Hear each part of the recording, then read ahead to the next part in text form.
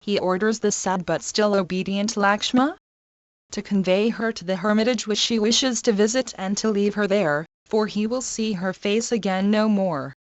They arrive at the hermitage, and Lakshma tells her all. She falls fainting on the ground, and when she recovers her consciousness sheds some natural tears and bewails her cruel and undeserved lot. But she resolves to live for the sake of Ra and her unborn son, and she sends by Lakshma a dignified message to the husband who has forsaken her. I grieve not for myself, she says, because I have been abandoned on account of what the people say, and not for any evil that I have done. The husband is the god of the wife, the husband is her lord and guide. And what seems good unto him she should do even at the cost of her life. Is honorably received by the saint Vmi himself, and the holy women of the hermitage are charged to entertain and serve her. In this calm retreat she gives birth to 2 boys who receive the names of Kusa and Lava. They are carefully brought up and are taught by Vmi himself to recite the Ra. The years pass by, and Ra at length determines to celebrate the Asvamedha or sacrifice of the steed. Vmi, with his 2 young pupils, attends the ceremony, and the unknown princes recite before the delighted father the poem which recounts his deeds.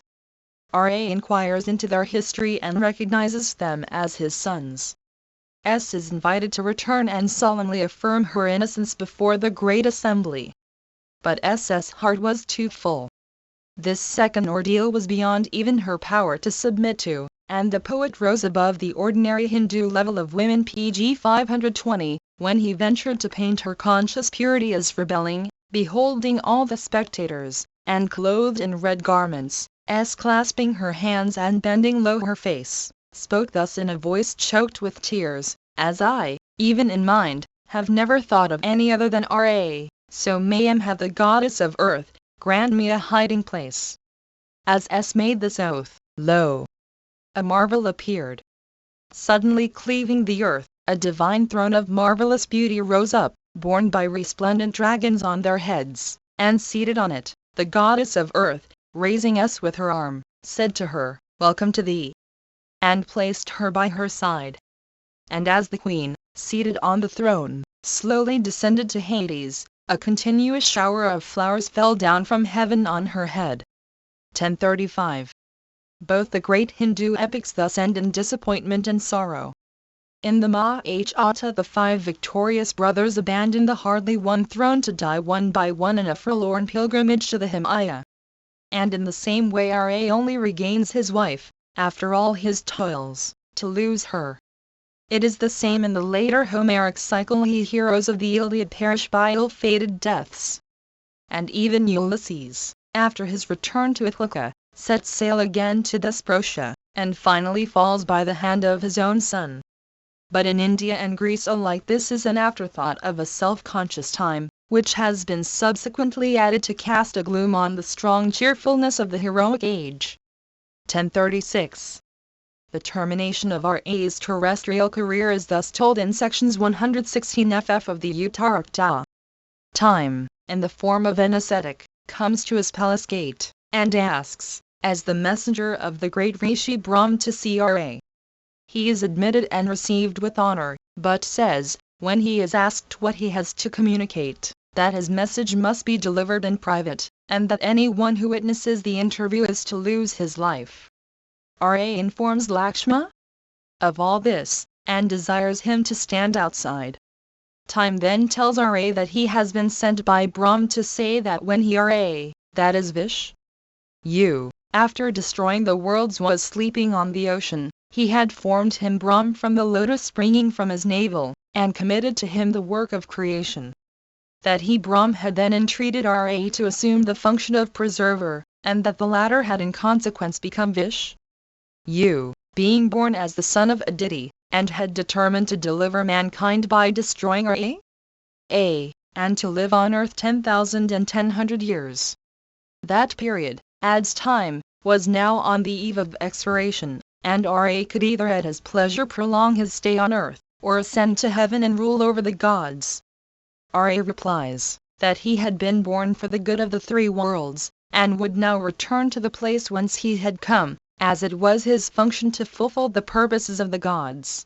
While they are speaking, the irritable Rishi Durvas comes, and insists on seeing Ra immediately, under a threat, if refused, of cursing Ra and all his family.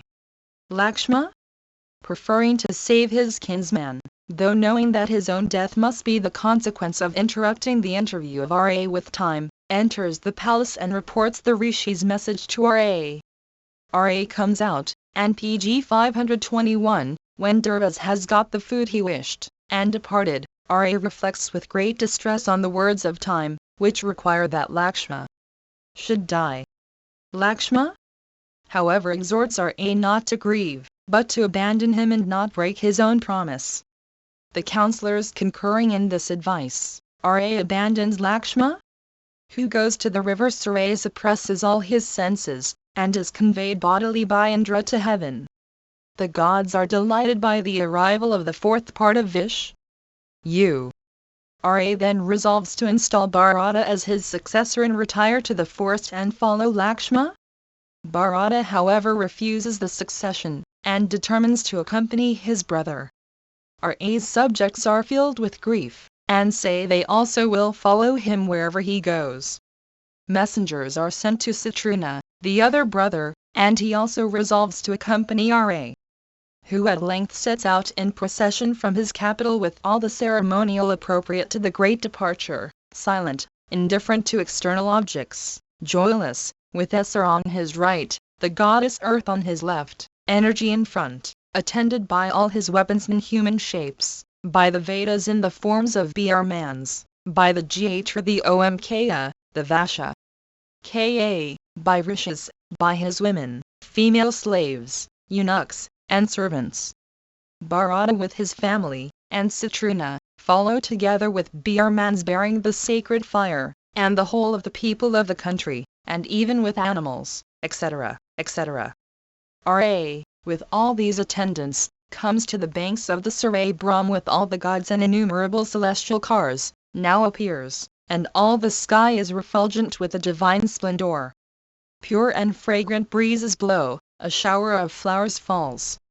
Ra enters the waters of the Sarai and Brahm utters a voice from the sky, saying, "Approach, Vish. Arhava, thou hast happily arrived, with thy godlike brothers. Enter thine own body as Vish. You are the eternal ether. For thou art the abode of the worlds, no one comprehends thee, the inconceivable and imperishable, except the large-eyed and thy primeval spouse." Hearing these words, Ra enters the glory of Vish, with his body and his followers. He then asks Brahm to find an abode for the people who had accompanied him from devotion to his person, and Brahm appoints them a celestial residence accordingly. 1037. pg 522. Additional notes. Queen Fortune. A curious festival is celebrated in honor of this divinity Lakshm on the 5th lunar day of the light half of the month Amha, February, when she is identified with Saraswat, the consort of Brahma and the goddess of learning. In his treatise on festivals, a great modern authority, Raghunandana, mentions, on the faith of a word called Samvitsara Sandeepa, that Lakshm is to be worshipped in the forenoon of that day with flowers, perfumes, rice, and water. That due honor is to be paid to inkstand and writing reed, and no writing to be done. Wilson, in his essay on the religious festivals of the Hindus, works, Vol. E, pages 188 ff. adds that on the morning of the 2nd February, the whole of the pens and inkstands, and the books, if not too numerous and bulky, are collected, the pens or reeds cleaned, the inkstands scoured, and the books wrapped up in new cloth, are arranged upon a platform, or a sheet, and strewn over with flowers and blades of young barley, and that no flowers except white are to be offered. After performing the necessary rites, all the members of the family assemble and make their prostrations. The books, the pens, and ink having an entire holiday. And should any emergency require a written communication on the day dedicated to the divinity of scholarship, it is done with chalk or charcoal upon a black or white board. Chambers' Encyclopedia. Lakshm. Indra. The Hindu Jove or Jupiter tonans, chief of the secondary deities. He presides over Swarga or paradise, and is more particularly the god of the atmosphere and winds. He is also regent of the east quarter of the sky. As chief of the deities he is called Devapati, Devadeva, Surapati, etc. As lord of the atmosphere Divaspati. As lord of the eight Vasas or demigods, fire, etc., Vyava. As breaking cities into fragments, Purandara, Puranda. As lord of 100 sacrifices, the performance of 100 aspamitas, elevating the sacrificer to the rank of Indra Satakratu, Satamika. As having 1,000 eyes, Sahasrasha. As husband of Saksakati. His wife is called Sak Indra Sak or Magoni, Indra Sakti, Pulamai and Palam. His son is Jawanta. His pleasure garden or Elysium is Nandana. His city, Amar. At his palace, Vajayanta. His horse, Ushchasravas. His elephant, Arata. His charioteer, Emali. Professor M. Williams's English-Sanskrit Dictionary. Indra. Vishnu. The second person of the Hindu triad, and the most celebrated and popular of all the Indian deities. He is the personification of the preserving power, and became incarnate in 9 different forms, for the preservation of mankind in various emergencies. Before the creation of the universe, and after its temporary annihilation, he is supposed to sleep on the waters, floating on the serpent Sesha, and is then identified with Na. Brahm, the creator, is fabled to spring at that time from a lotus which grows from his navel, whilst thus asleep. His 10 avatars or incarnations are pg 523-1. The Matsya, or fish. In this avat you descended in the form of a fish to save the pious king Satyavrata, who with the 7 rishis and their wives had taken refuge in the ark to escape the deluge which then destroyed the earth. 2. The Kama, or tortoise. In this he descended in the form of a tortoise, for the purpose of restoring to man some of the comforts lost during the flood. To this end he stationed himself at the bottom of the ocean, and allowed the point of the great mountain Mandara to be placed upon his back, which served as a hard axis, whereon the gods and demons, with the serpent Vyuki twisted round the mountain for a rope, churned the waters for the recovery of the Amrita or nectar, and 14 other sacred things. 3. The Vara, or boar.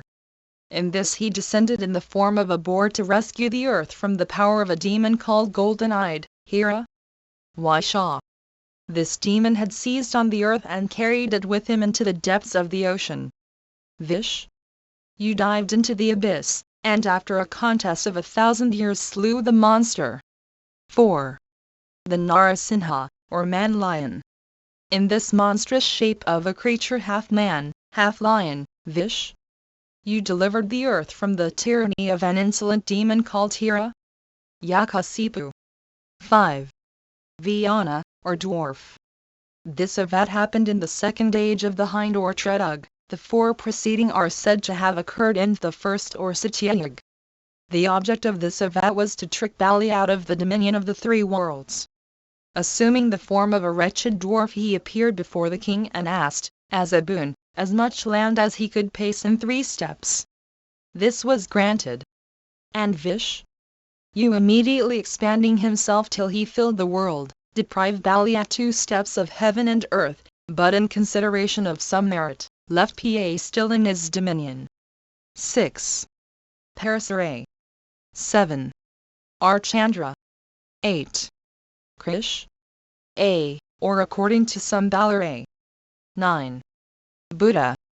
In this event Vish? You descended in the form of a sage for the purpose of making some reform in the religion of the Brahmins, and especially to reclaim them from their proneness to animal sacrifice. Many of the Hind will not allow this to have been an incarnation of their favorite god. 10. Kalki, or white horse. This is yet to come. Vish? You mounted on a white horse, with a drawn scimitar, blazing like a comet, will, according to prophecy, end this present age, viz. the 4th or Kali-Yuga, by destroying the world, and then renovating creation by an age of purity. Williams Dictionary. Vish. U. Siva. A celebrated hind god, the destroyer of creation, and therefore the most formidable of the hind triad. He also personifies reproduction, since the hind philosophy excludes the idea of total annihilation without subsequent regeneration. Hence he is sometimes confounded with Brahm, the creator or first person of the triad. He is the particular god of the Tetraikas, or followers of the books called Tantras. His worshippers are termed Savas, and although not so numerous as the Vaishnavas, exalt their god to the highest place in the heavens, and combine in him many of the attributes which properly belong to the other deities.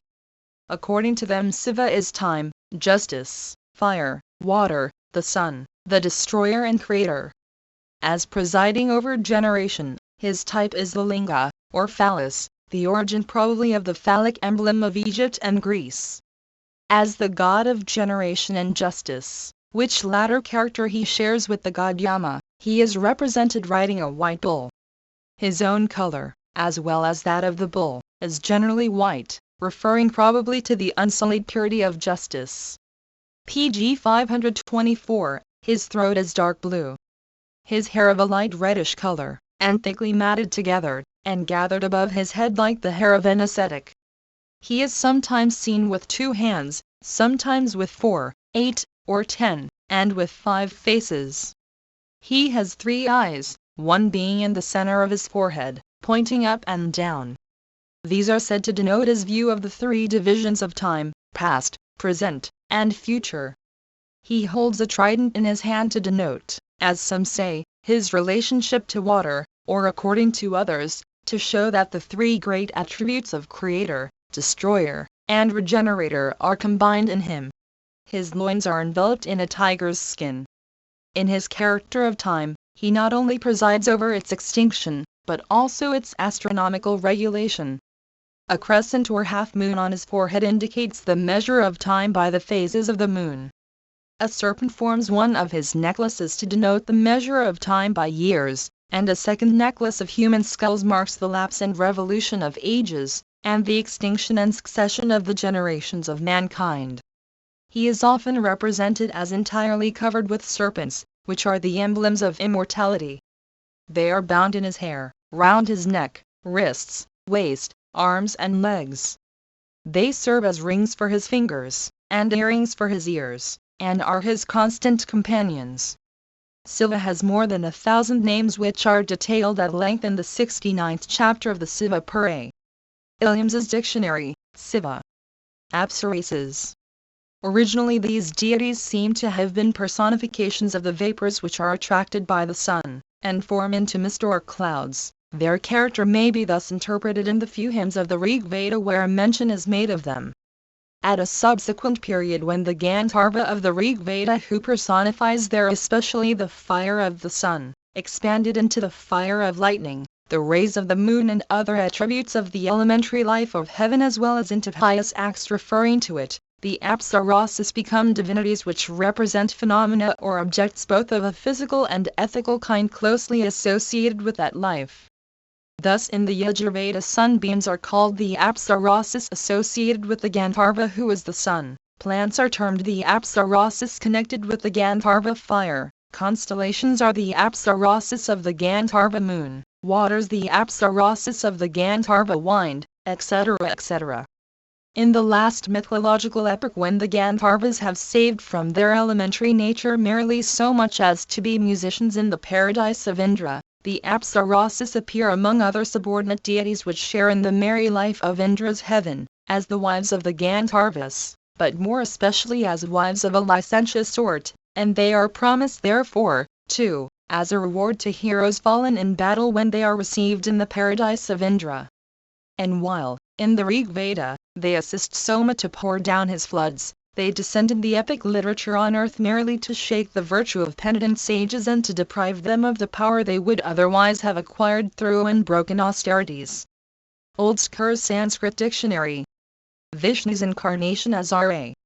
Here is described one of the avadess, descents or manifestations of Vish. U in a visible form.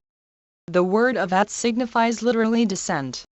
The Avat which is here spoken of, that in which, according to Indian traditions, Vishnu descended pg 525, and appeared upon earth in the corporeal form of Ra, the hero of the Ramayana, is the seventh in the series of Indian Avats.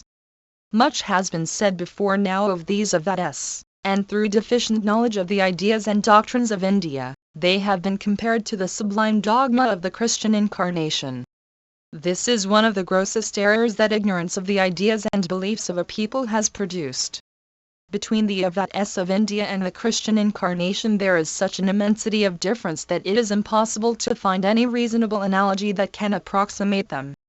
The idea of the Avats is intimately united with that of the Trimurti. The bond of connection between these two ideas is an essential notion common to both, the notion of Vishnu. What is the Trimurti? I have already said that it is composed of three gods, Brahm masculine, Vishnu the god of Avats, and Siva.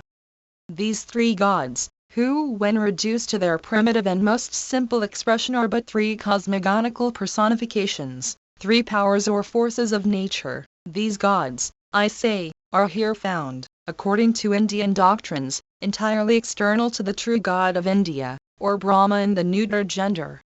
Brahma is alone, unchangeable in the midst of creation, all emanates from him, he comprehends all, but he remains extraneous to all, he is being and the negation of beings. Brahma is never worshipped. The indeterminate being is never invoked. He is inaccessible to the prayers as the actions of man. Humanity, as well as nature, is extraneous to him. External to Brahma rises the Trimurti, that is to say, Brahm masculine the power which creates, Vishnu the power which preserves, and Siva the power which destroys. Theogony here commences at the same time with cosmogony. The three divinities of the Trimurti govern the phenomena of the universe and influenced all nature. The real God of India is by himself without power. Real efficacious power is attributed only to three divinities who exist externally to him.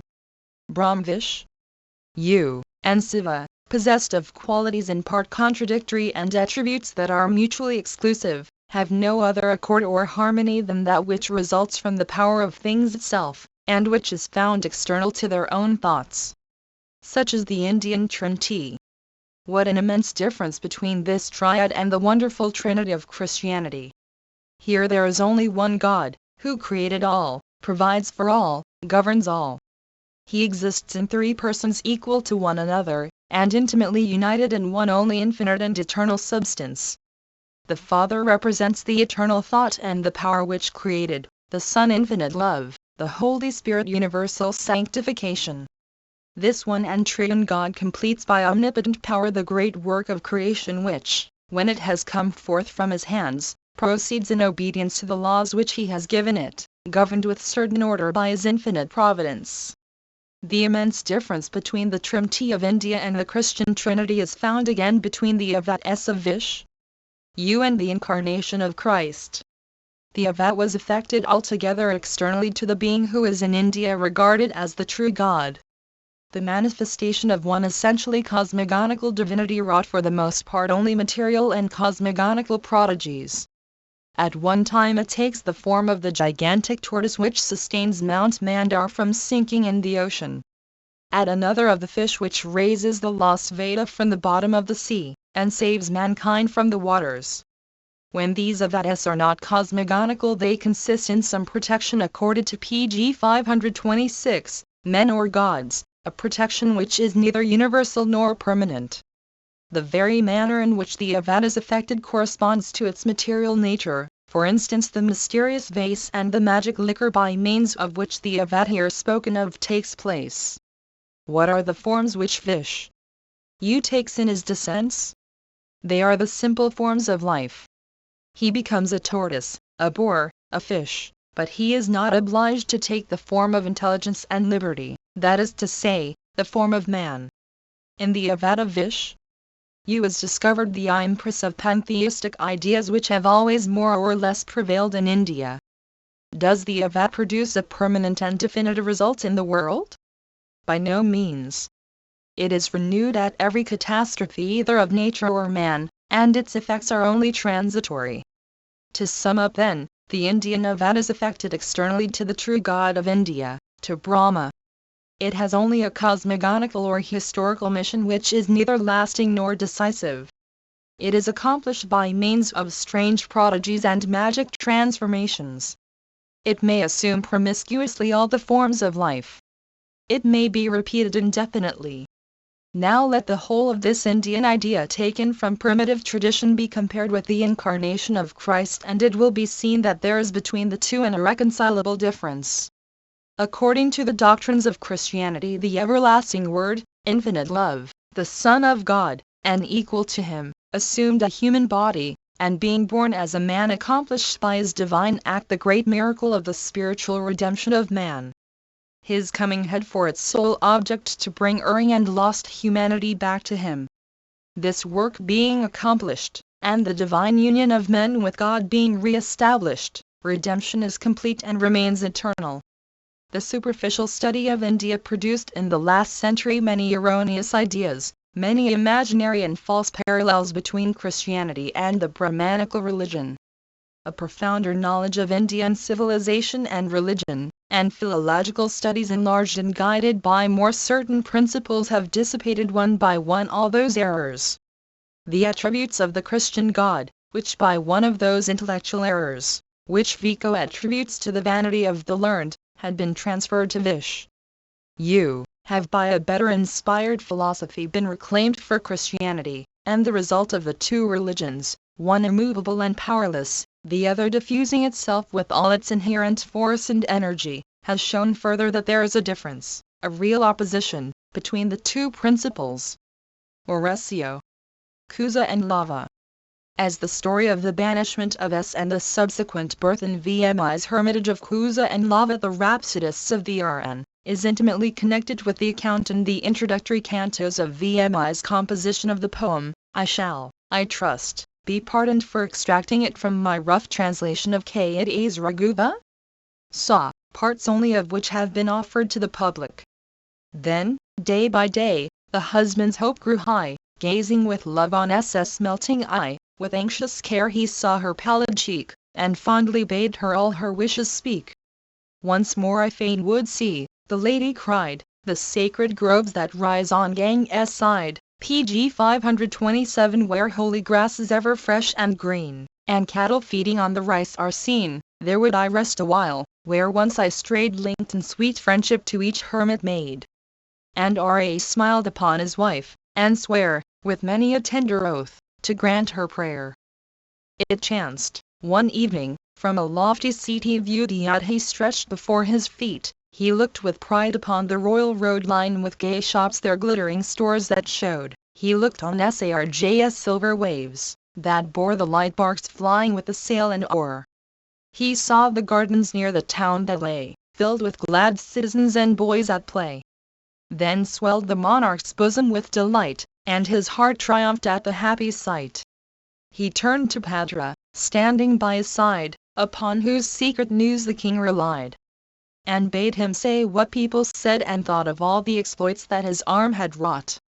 The spy was silent, but, when questioned still, thus spake, obedient to his master's will, for all thy deeds in peace and battle done the people praise thee, king, except for one, this only act of all thy life they blame, thy welcome home over, thy ravished dame.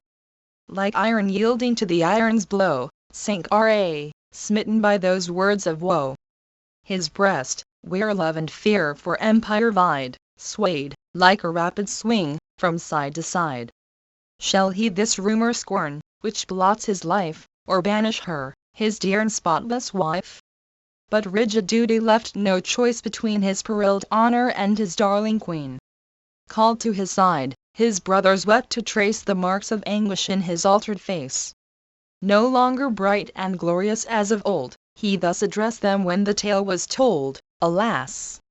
My brothers, that my life should blot the fame of those the sun himself begot, as from the laboring cloud the driven rain leaves on the mirror's polished face a stain. E'en as an elephant who loathes the stake and the strong chain he has no power to break, I cannot brook this cry on every side, that spreads like oil upon the moving tide. I leave the daughter of Vida's king, and the fair blossoms soon from her to spring. PG 528 as erst, obedient to my sire's command, I left the empire of the sea-girt land. Good is my queen, and spotless. But the blame is hard to bear, the mockery and the shame. Men blame the pure moon for the darkened ray, when the black shadow takes the light away. And, O my brothers, if ye wish to see our live long from this reproach set free, let not your pity labor to control the firm sad purpose of his changeless soul. Thus R.A. spake. The sorrowing brothers heard his stern resolve, without an answering word. For none among them dared his voice to raise, that will to question, indeed they could not praise. Beloved brother, thus the monarch cried to his dear Lakshma, whom he called aside.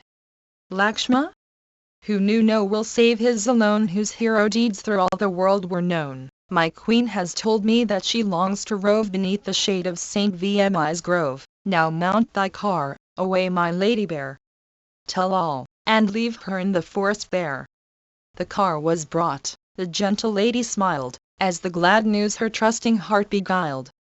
She mounted up, Sumantra held the reins, and forth the coursers bounded o'er the plains. She saw green fields in all their beauty dressed, and thanked her husband in her loving breast. Alas! Deluded queen! She little knew how changed was he whom she believed so true. How when she worshipped like the heavenly tree could, in a moment's time, so deadly be. Her right eye throbbed, in sign, to tell the endless loss of him she loved so well, and to the lady's saddening heart revealed the woe that Lakshma, in his love, concealed. Pale grew the bloom of her sweet face, as fade the lotus blossoms, why that sun dismayed. Oh, may this omen, as her silent prayer, no grief to Ra or his brothers bear. When Lakshma, faithful to his brother, stood prepared to leave her in the distant wood, the holy gang flowing by the way, raised all her hands of waves to bid him stay. At length with sobs and burning tears that rolled down his sad face, the king's command he told. As when a monstrous cloud, in evil hour, PG 529 rains from its laboring womb a stony shower. She heard, she swooned, she fell upon the earth, fell on that bosom whence she sprang to birth. As, when the tempest in its fury flies, low in the dust the prostrate creeper lies, so, struck with terror sank she on the ground, and all her gems, like flowers, lay scattered round. But earth, her mother, closed her stony breast, and, filled with doubt, denied her daughter rest. She would not think the chief of Rahu's race would thus his own dear guiltless wife disgrace. Stunned and unconscious, long the lady lay, and felt no grief, her senses all astray. But gentle Lakshma, with a brother's care, brought back her sense, and with her sense, despair. But not her wrongs, her shame, her grief, could wring one angry word against her lord the king. Upon herself alone the blame she laid, for tears and sighs that would not yet be stayed. To soothe her anguish Lakshma gently strove. He showed the path to Saint Vmi's grove, and craved her pardon for the share of ill he wrought, obedient to his brother's will. Oh, long and happy, dearest brother, live I have to praise, she cried, and not forgive. To do his will should be thy noblest praise. As Vish, you ever Indra's will obeys.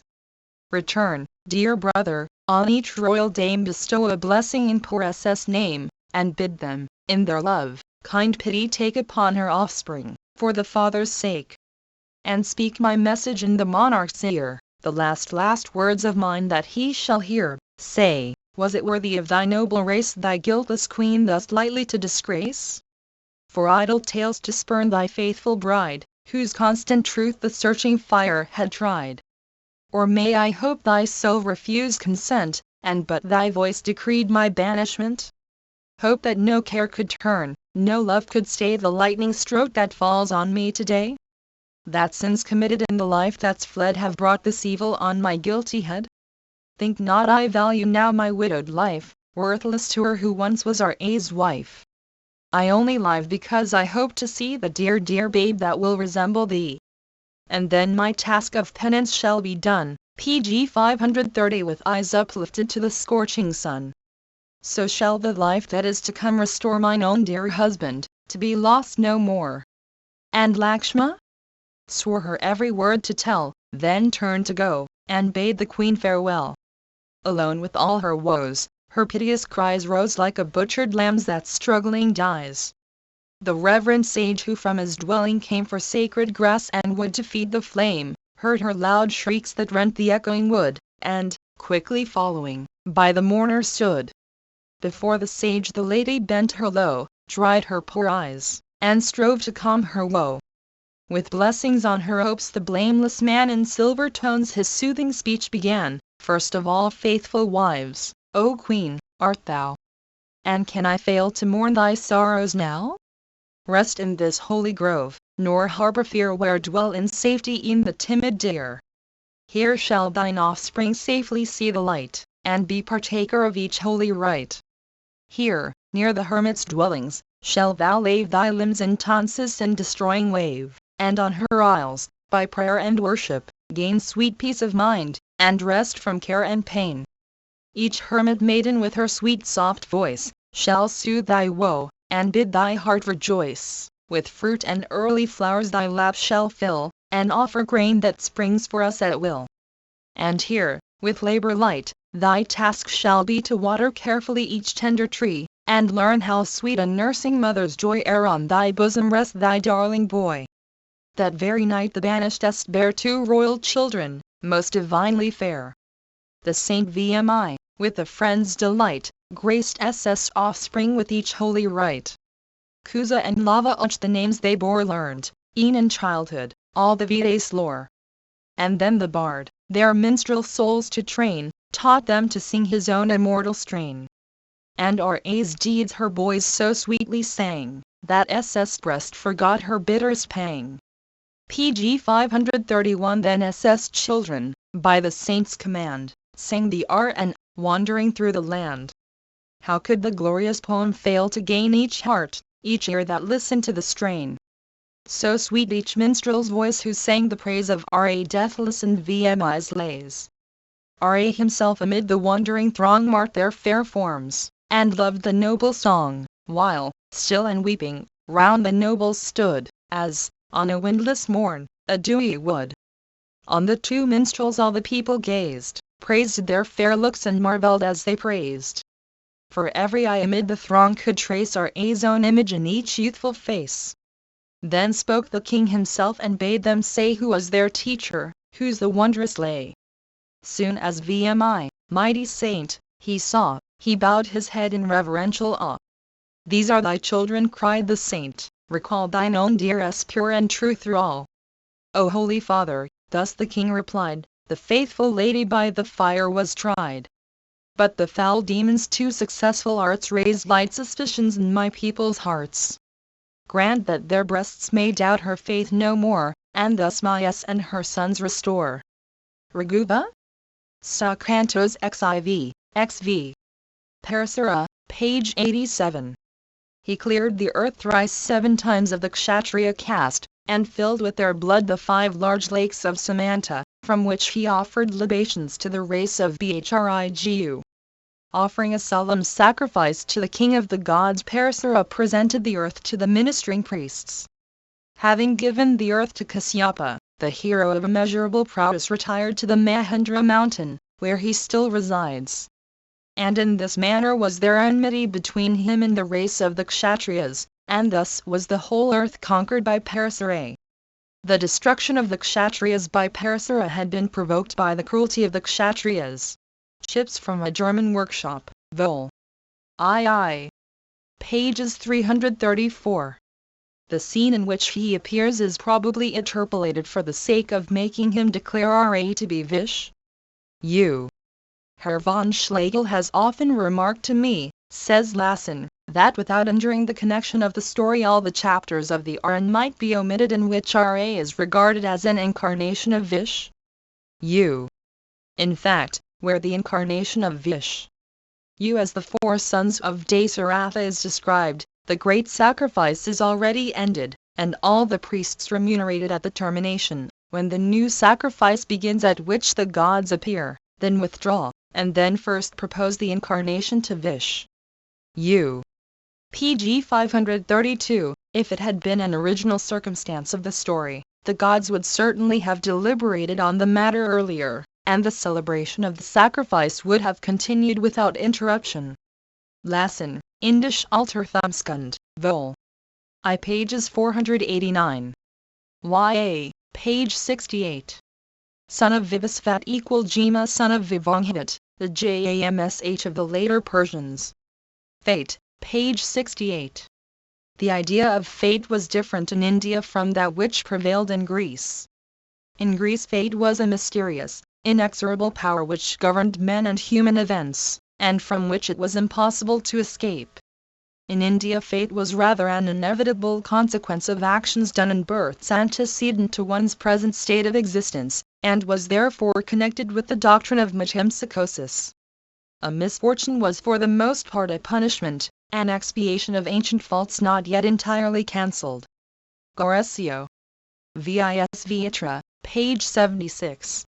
Though of royal extraction, Vis Vitra conquered for himself and his family the privileges of a Brahmin. He became a Brahmin, and thus broke through all the rules of caste. The Brahmins cannot deny the fact, because it forms one of the principal subjects of their legendary poems. But they have spared no pains to represent the exertions of Vis Vitra, in his struggle for Brahmanhood, as so superhuman that no one would easily be tempted to follow his example. No mention is made of these monstrous penances in the Veda, where the struggle between Vis Vitra, the leader of the Kusakis or Bharatas, and the Brahmin Vasishtha, the leader of the white-robed Tritsis, is represented as the struggle of two rivals for the place of Purohita or chief priest and minister at the court of King Sud, the son of Pijavana. Chips from a German workshop, Vol. II. Pages 336. Household Gods, page 102. No house is supposed to be without its tutelary divinity, but the notion attached to this character is now very far from precise. The deity who is the object of hereditary and family worship, the Kuleta, that is always one of the leading personages of the Hindu mythology, as Siva, Vish, or Durg, but the Griheta that rarely bears any distinct appellation. In Bengal, the domestic god is sometimes the Sgr stone, sometimes the tulasi plant, sometimes a basket with a little rice in it, and sometimes a water jar, either of which a brief adoration is daily addressed, most usually by the females of the family. Occasionally small images of Lakshmi or Tra fulfill the office, or should a snake appear, he is venerated as the guardian of the dwelling. In general, however, in former times, the household deities were regarded as the unseen spirits of ill, the ghosts and goblins who hovered about every spot, and claimed some particular sites as their own. Offerings were made to them in the open air, by scattering a little rice with a short formula at the close of all ceremonies to keep them in good humor.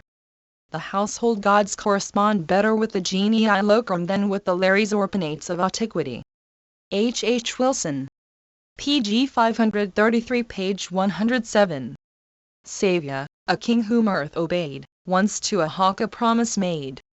The following is a free version of this very ancient story, which occurs more than once in the Mahabharata. The suppliant dove. Chased by a hawk, there came a dove with worn and weary wing, and took her stand upon the hand of K.'s mighty king. The monarch smoothed her ruffled plumes and laid her on his breast, and cried, "No fear shall vex thee here, rest, pretty egg-born, rest. Fair K.'s realm is rich and wide, with golden harvests gay, but all that's mine will I resign ere I my guests betray." But panting for his half-won spoil, the hawk was close behind. And with wild cry and eager eye came swooping down the wind. "This bird," he cried, "my destined prize, 'tis not for thee to shield, 'tis mine by right and toilsome flight o'er hill and dale and field. Hunger and thirst oppress me sore, and I am faint with toil, thou shouldst not stay a bird of prey who claims his rightful spoil. They say thou art a glorious king, and justice is thy care, then justly reign in thy domain, nor rob the birds of air." Then cried the king, A cow or deer for thee shall straightway bleed, or let a ram or tender lamb be slain, for thee to feed. Mine oath forbids me to betray my little twice-born guest. See how she clings with trembling wings to her protector's breast. No flesh of lambs, the hawk replied, no blood of deer for me. The falcon loves to feed on doves, and such is heaven's decree. But if affection for the dove PG 534 thy pitying heart has stirred, let thine own flesh my maw refresh, weigh down against the bird. He carved the flesh from off his side, and threw it in the scale, while women's cries smote on the skies with loud lament and wail.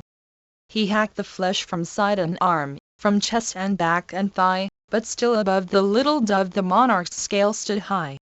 He heaped the scale with piles of flesh, with sinews, blood and skin, and when alone was left him bone he threw himself therein.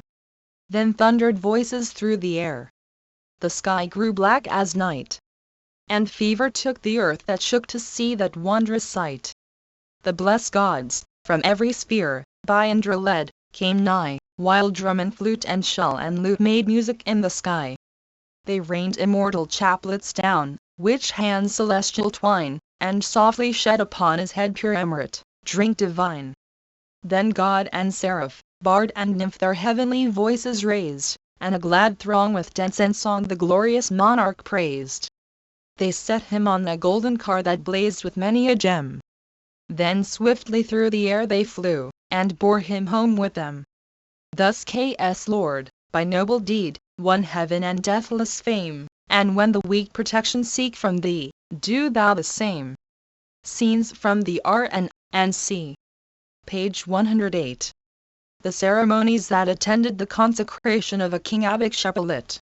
Sprinkling over are fully described in Goldsker's dictionary, from which the following extract is made. The type of the inauguration ceremony as practiced at the epic period may probably be recognized in the history of the inauguration of Ra, as told in the Ramayana, and in that of the inauguration of Yudhish Hira, as told in the Mahabharata.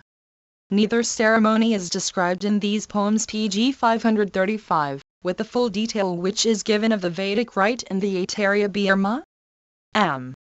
But the allusion that Ra was inaugurated by Vasish and the other Brahmanas in the same manner as Indra by the Vastas, and the observation which is made in some passages that a certain rite of the inauguration was performed according to the sacred rule admit of the conclusion that the ceremony was supposed to have taken place in conformity with the Vedic injunction. As the inauguration of Ra was intended and the necessary preparations for it were made when his father Dasaratha was still alive, but as the ceremony itself, through the intrigues of his stepmother Kaikeyi, did not take place then, but 14 years later, after the death of Dasaratha, an account of the preparatory ceremonies is given in the Yudhi, a book 2, as well as in the Yudhika, a book 6 of the Ra, but an account of the complete ceremony in the latter book alone. According to the Yudhi, on the day preceding the intended inauguration, Ra and his wife held a fast, and in the night they performed this preliminary rite. Ra, having made his ablutions, approached the idol of Na, took a cup of clarified butter, as the religious law prescribes, made a libation of it into the kindled fire, and drank the remainder while wishing what was agreeable to his heart. Then, with his mind fixed on the divinity, he lay, silent and composed, together with on a bed of kusa grass, which was spread before the altar of Vishnu, until the last watch of the night, when he awoke and ordered the palace to be prepared for the solemnity. At daybreak, reminded of the time by the voices of the bards, he performed the usual morning devotion and praised the divinity. In the meantime the town Yudhi had assumed a festive appearance, and the inauguration implements had been arranged: golden water jars, an ornamented throne seat, a chariot covered with a splendid tiger skin, water taken from the confluence of the Ganges and Jumna, as well as from other sacred rivers, tanks, wells, lakes, and from all oceans, honey, curd, clarified butter, fried grain, kusa grass, flowers, milk. Besides, 8 beautiful damsels, and a splendid furious elephant, golden and silver jars, filled with water, covered with udumbar branches and various lotus flowers, besides a white jeweled chowry, a white splendid parasol, a white bull, a white horse, all manner of musical instruments and bards. In the preceding chapter there are mentioned 2 white chowries instead of 1, and all kinds of seeds, perfumes and jewels, a scimitar, a bow, a litter, a golden vase, and a blazing fire, and amongst the living implements of the pageant, instead of the bards, gaudy courtesans, and besides the 8 damsels, professors of divinity, Birma, as cows and pure kinds of wild beasts and birds, the chiefs of town and country people and the citizens with their train. Page 109. Then with the royal chaplains they took each his place in long array. The twice-born chiefs, with zealous heed, made ready what the rite would need. Now about the office of a Purohita house priest. The gods do not eat the food offered by a king, who has no house priest Purohita. Thence the king, even when not intending to bring a sacrifice, should appoint a beer man to the office of house priest. Hogs Autaria Branch Menem. Vol. II. Pages 528. pg 536 page 110. There by the gate the as screamed. The as or Indian crane is a magnificent bird easily domesticated and speedily constituting himself the watchman of his master's house and garden. Unfortunately he soon becomes a troublesome and even dangerous dependent, attacking strangers with his long bill and powerful wings, and warring especially upon small infantry with unrelenting ferocity. Page 120. My mother's or my sire the king. All the wives of the king his father are regarded and spoken of by Ra as his mothers. Page 125. Such blessings as the gods o'erjoyed poured forth when Vritra was destroyed. Mythology regards Vritra as a demon or asur, the implacable enemy of Indra, but this is not the primitive idea contained in the name of Vritra. In the hymns of the Veda, Vritra appears to be the thick dark cloud which Indra, the god of the firmament, attacks and disperses with his thunderbolt. Goresio. In that class of Rig Veda hymns which there is reason to look upon as the oldest portion of Vedic poetry, the character of Indra is that of a mighty ruler of the firmament, and his principal feat is that of conquering the demon Vritra, a symbolical personification of the cloud which obstructs the clearness of the sky, and withholds the fructifying rain from the earth. In his battles with Vritra he is therefore described as opening the receptacles of the waters, as cleaving the cloud with his far-whirling thunderbolt, as casting the waters down to earth, and restoring the sun to the sky. He is in consequence the upholder of heaven, earth, and firmament, and the god, who has engendered the sun and the dawn. Chambers' Cyclopeia, Indra. Throughout these hymns 2 images stand out before us with overpowering distinctness. On one side is the bright god of the heaven, as beneficent as he is irresistible, on the other the demon of night and of darkness, as false and treacherous as he is malignant. The latter, as his name Vritra, from var, to veil, indicates, is preeminently the thief who hides away the rain clouds. But the myth is yet in too early a state to allow of the definite designations which are brought before us in the conflicts of Zeus with Typh and his monstrous progeny, of Apollo with the Pith, of Belleroth with Chimera, of Oedipus with the Sphinx, of Hercules with Cacus, of Sigurd with the dragon Fafnir.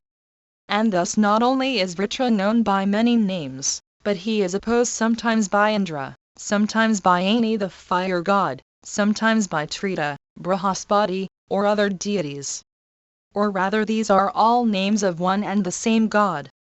Cox's Mythology of the Aryan Nations. Vol. II. Pages 326. pg 537 page 125. And that prized herb whose sovereign power preserves from dark misfortune's hour. And yet more medicinal is it than that moly, that Hermes once to wise Ulysses gave.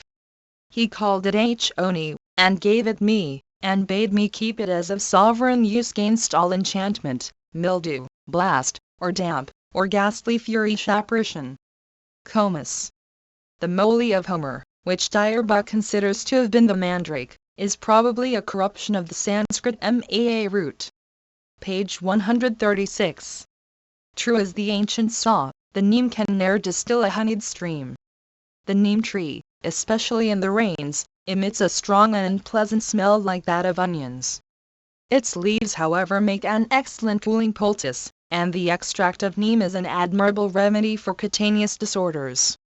Page 152. Who of Nishal lineage came? The following account of the origin of the Nishas is taken from Wilson's Vish. Upara, Book I, Chap 15. Afterwards the Munis beheld a great dust arise, and they said to the people who were nigh, What is this? And the people answered and said, Now that the kingdom is without a king, the dishonest men have begun to seize the property of their neighbors. The great dust that you behold, excellent Munis, is raised by troops of clustering robbers, hastening to fall upon their prey. The sages, hearing this, consulted, and together rubbed the thigh of the king Vana, who had left no offspring, to produce a son. From the thigh, thus rubbed, came forth a being of the complexion of a charred steak, with flattened features like a negro, and of dwarfish stature. What am I to do? Cried he eagerly to the Munis. Sit down, Nisha, said they. And thence his name was Nisha. His descendants, the inhabitants of the Vindhya mountain, Great Muni, are still called Nishas and are characterized by the exterior tokens of depravity. Professor Wilson adds, in his note on the passage, the Matsya says that there were born outcast or barbarous races, Mlekhas, as black as Calarium. The Bhagavata describes an individual of dwarfish stature, with short arms and legs, of a complexion as black as a crow, with projecting chin, broad flat nose, red eyes, and tawny hair, whose descendants were mountaineers and foresters. The Padma Bhachika A has a similar description. Adding to the dwarfish stature and black complexion, a wide mouth, large ears, and a protuberant belly. It also particularizes his posterity as Nishas, Kiras, Pilas, and other barbarians and Mlekhas, living in woods and on mountains. These passages intend, and do not much exaggerate, the uncouth appearance of the Gonds, Kols, Pils, and other uncivilized tribes, scattered along the forests and mountains of central India from Bihar to Khandesh, and who are, not improbably, the predecessors of the present occupants of the cultivated portions of the country. They are always very black, ill-shapen, and dwarfish, and have countenances of a very African character. Pg 538 Manu gives a different origin of the Nishas as the offspring of a Brahman father and a Asura mother. See Muir Sanskrit texts, Vol. I pages 481. Page 157. Beneath a fig tree's mighty shade, with countless pendant shoots displayed. So counselled he, and both together went into the thickest wood. There soon they chose the fig tree, not that kind for fruit renowned, but such as at this day, to Indians known, in Malabar or Deccan spreads her arms branching so broad and long, that in the ground the bended twigs take root, and daughters grow about the mother tree, a pillared shade high overarched, and echoing walks between. Paradise Lost, Book 9. Page 161. Now, Lakshma? As our cot is made, must sacrifice be duly paid. The rites performed in India on the completion of a house are represented in modern Europe by the familiar housewarming. Page 169. I longed with all my lawless will some elephant by night to kill. One of the regal or military caste was forbidden to kill an elephant except in battle. Thy hand has made no man bleed. The punishment which the code of Manu awards to the slayer of a Brahmin was to be branded in the forehead with the mark of a headless corpse, and entirely banished from society. This being apparently commutable for a fine. The poem is therefore in accordance with the code regarding the peculiar guilt of killing Brahmins. But in allowing a hermit who was not a Devija twice born to go to heaven, the poem is far in advance of the code. The youth in the poem is allowed to read the Veda, and to accumulate merit by his own as well as his father's pious acts. Whereas the exclusive code reserves all such privileges to Devijas invested with the sacred cord. Mrs. Spear's Life in Ancient India, pages 107. Page 174. The praise of kings. Compare this magnificent eulogium of kings and kingly government with what Samuel says of the king and his authority. And Samuel told all the words of the Lord unto the people that asked of him a king. And he said, This will be the manner of the king that shall reign over you. He will take your sons, and appoint them for himself, for his chariots, and to be his horsemen, and some shall run before his chariots. Pg 539. And he will appoint him captains over thousands, and captains over fifties, and will set them to work his ground, and to reap his harvest, and to make his instrument of war, and instruments of his chariots. And he will make your daughters to be confectionaries, and to be cooks, and to be bakers. And he will make your fields, and your vineyards and your oliveyards, even the best of them, and give them to his servants. And he will take the tenth of your seed, and of your vineyards, and give to his officers, and to his servants. And he will take your men servants, and your maidservants, and your goodliest young men, and your asses, and put them to his work.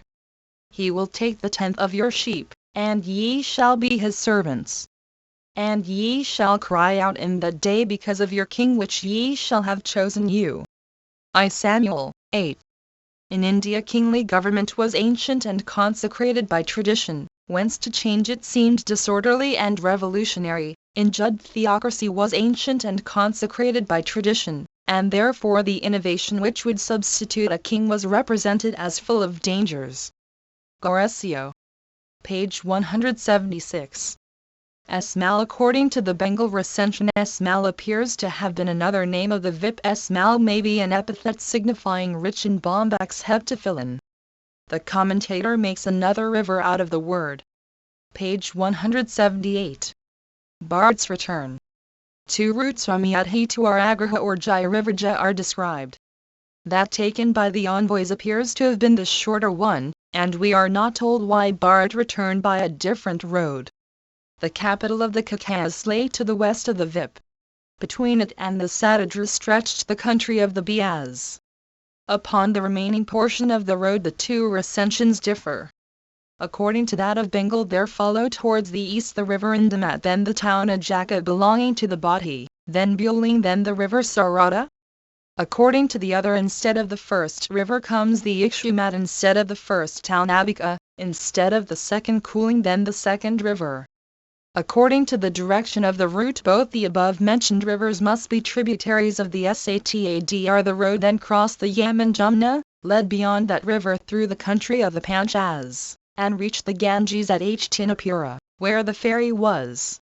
Thence it led over the Aragang and its eastern tributaries, then over the Gomati, and then in a southern direction along the Yamuni, beyond which it reached Yadhi. In Bharat's journey the following rivers are passed from west to east: Kutakash, Ik-Udaku, Ik-Kapat-Gomat according to Schlegel, and Hira, Yavit-Udaku, Il-Kapat-Gomat according to Goresio.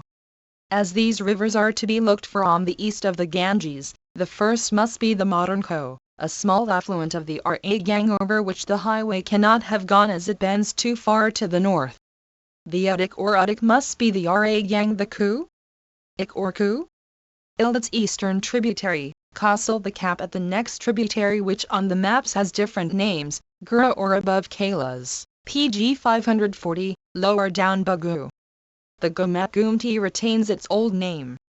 The Mn mentioned only in the envoy's journey must have been the western tributary of the Saray now called Chuklasans Indish Alterthumskund, Vol. II pages 524. Page 183. What worlds await thee, Queen, for this? Indian belief divided the universe into several worlds. Locke. The three principal worlds were heaven, earth, and hell. But according to another division there were seven: Bhloka or the earth, Bhavarloka or the space between the earth and the sun, the seat of the Munis, Siddhas, and Sib, Svarloka or the heaven of Indra between the sun and the polar star, and the seventh Brahmaloka or the world of Brahma. Spirits which reached the last were exempt from being born again. Goresio. Page 203. When from a million herbs a blaze of their own luminous glory plays, This mention of lambent flames emitted by herbs at night may be compared with Lucan's description of a similar phenomenon in the Druidical forest near Marseille, Pharsalia, 3rd 420. Non ardentis fulgur incendia sylvae. Seneca, speaking of Argolis, Thyestes, Act 4, says, Totus solet me care flamma silva, et excelsa trabes ardent sinini. Thus also the bush at Horeb exod. I flamed, but was not consumed. The Indian explanation of the phenomenon is, that the sun before he sets deposits his rays for the night with the deciduous plants. See Journal of R. As S. Bengal, Vol. II. Pages 339. Page 219. We rank the Buddhist with the thief. Schlegel says in his preface, Lubrico vestigio insisted vcl Hierenius, Professor Göttingensis, in libro suo de commercis veterum popularum op. Vol. Hist. XII, Pag. 129, dum putat, ex mentionis sectatorum Buddhae secundo libro remidos iniecta de tempore, quo totum carmen sit conditum, quicum legitime concludi posse. Sunt versus spiri, Riectia Bengalis in sola commentatorum recensioni leguntur. Buddhas quidem milfiranis antichristum natum vixit, scd post multa demuncula, odio internus evo intrabrac manos ac Buddhae sectators orto, his danique ex India pulses, fingi patudiniquissima criminatio, arsenimia mortalitatem paenasc ec premia in vita futura negare. Preteria metrum, quo consonati sunt high verses, de quo metro mox disserum, recentiarum ita demargit.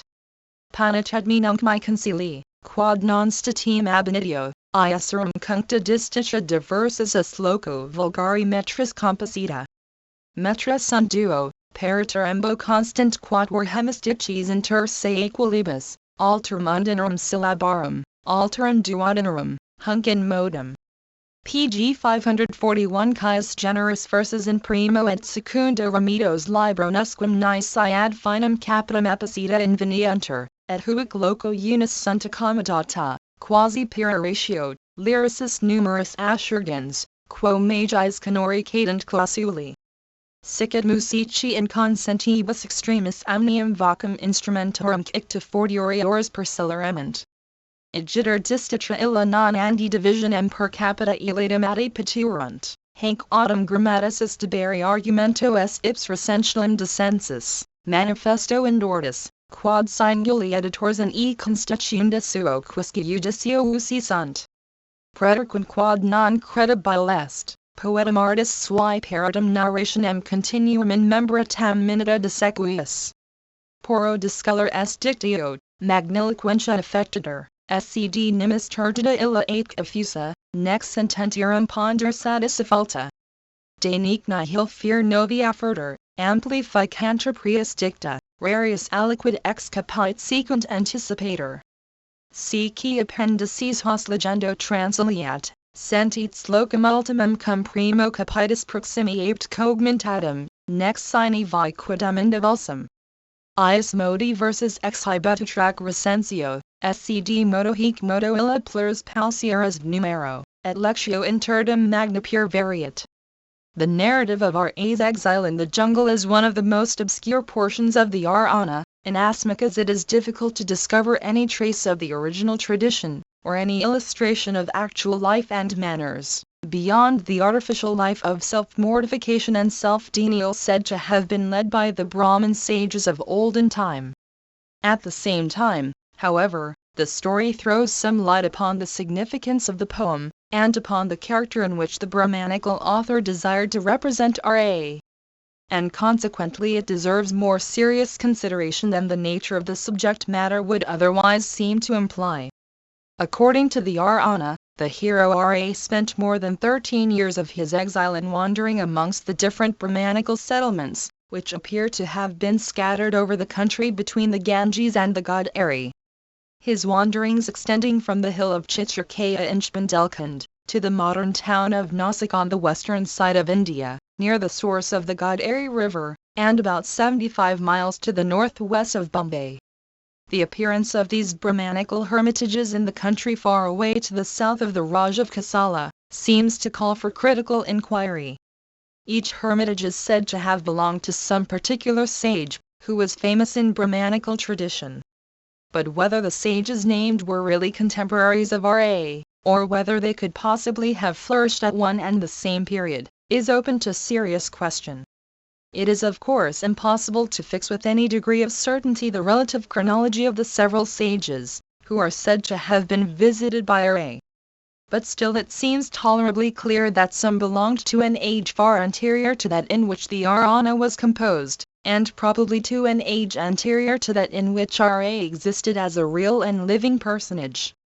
Whilst, at least, one sage is to be found who could only have existed in the age during which the Ramayana was produced in its present form. The main proofs of these inferences are as follows. An interval of many centuries seems to have elapsed between the composition of the Rigveda and that of the Ramayana, a conclusion pg 542, which has long been proved by the evidence of language, and is generally accepted by Sanskrit scholars. But three of the sages, said to have been contemporary with R.A., namely, Visvamitra, Atri and Agastya, are frequently mentioned in the hymns of the Rigveda. Whilst Vmi, the sage dwelling at Chitrakeya, is said to have been himself the composer of the Ramayana. Again, the sage Atri, whom R.A. visited immediately after his departure from Chitrakeya, appears in the genealogical list preserved in the Mahabharata, as the progenitor of the moon, and consequently as the first ancestor of the lunar race, whilst his grandson Buddha is said to have married the daughter of Ikhsvu, who was himself the remote ancestor of the solar race of Yadhi, from whom R.A. was removed by many generations. These conclusions are not perhaps based upon absolute proof, because they are drawn from untrustworthy authorities. But still the chronological difficulties have been fully apprehended by the pundits, and an attempt has been made to reconcile all contradictions by representing the sages to have lived thousands of years, and to have often reappeared upon earth in different ages widely removed from each other. Modern science refuses to accept such explanations, and consequently it is impossible to escape the conclusion that if Vmi composed the Ramayana in the form of Sanskrit in which it has been preserved, he could not have flourished in the same age as the sages who are named in the Rigveda. Wheeler's History of India, Vol. II, 229. Page 249. And King Himaya's child. Or Piva was the daughter of Himaya, and meant she is the heroine of Kaida's Samhava, or Birth of the War God. Page 250. Strong Kumhakar? A slumbering deep in chains of never-ending sleep. Kumhakar? A. The gigantic brother of the Titanic R.A.? Aimed from the size of his ears, which could contain a kumha or large water jar, had such an appetite that he used to consume 6 months' provisions in a single day. Brahm, to relieve the alarm of the world, which had begun to entertain serious apprehensions of being eaten up, decreed that the giant should sleep 6 months at a time and wake for only 1 day, during which he might consume his 6 months' allowance without trespassing unduly on the reproductive capabilities of the scenes front. The RN, pages 153, second edit. Page 257. Like Siva when his angry might stayed Daksha's sacrificial rite. The following spirited version of this old story is from the pen of Mr. W. Waterfield. This is a favorite subject of Hind sculpture, especially on the temples of Shiva, such as the caves of Elephanta and Ellora. It, no doubt, is an allegory of the contest between the followers of Shiva and the worshippers of the elements, who observe the old ritual of the Vedas, in which the name of Shiva is never mentioned. Pg 543. Daksha for devotion made a mighty feast, milk and curds and butter, flesh of bird and beast, rice and spice and honey, sweetmeats gh and gur, 1038 gifts for all the Brahmans, food for all the poor. At the gates of Gango 39 Daksha held his feast. Called the gods unto it, greatest as the least. All the gods were gathered round with one accord. All the gods but Bud's Lord. Sat with Shiva on Kaila hill, round them stood the Rudras watching for their will. Who is this that cometh lilting to his lute? All the birds of heaven heard his music, mute. Round his head a garland rich of hue was wreathed, every sweetest odour from its blossoms breathed. 'Tis the Munianad. 'Mong the gods he fares, ever making mischief by the tales he bears. Hail to lovely hail to S Lord. Wherefore are they absent for her father's board? Multiplied his merits would be truly thrice, could he gain your favour for his sacrifice. Worth of heart was to her lord she spake, why dost thou, the mighty, of no right partake? A straight I speed to Daksha such a sight to see, if he be my father, he must welcome thee. Wondrous was in glory Daksha's holy rite. Never had creation viewed so brave a sight. Gods, and nymphs, fine fathers, sages, be our man's, sprites, every diverged creature wrought that right of rights. Quickly then a quaking fell on all from far. Stood among them on her lion car. Greeting, gods and sages, greeting, father mine. Work hath wondrous virtue, where such aids combine.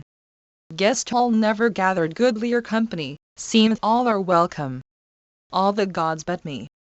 Spake the Muni Daksha, stern and cold his tone, welcome thou, too, daughter, since thou com'st alone. But thy frenzied husband suits another shrine. He is no partaker of this feast of mine. He who walks in darkness loves no deeds of light, he who herds with demons shuns each kindly sprite. Let him wander naked. Wizard weapons wield, dance his frantic measure round the funeral field. Art thou yet delighted with the reeking hide, body smeared with ashes, skulls and necklace tied? Thou to love this monster? Thou to plead his part? No, the moon and gang share that faithless heart. Vainly art thou vying with thy rival's charms. Are not coils of serpents softer than thine arms? Words like these from Daksha's daughter heard, then a sudden passion all her bosom stirred.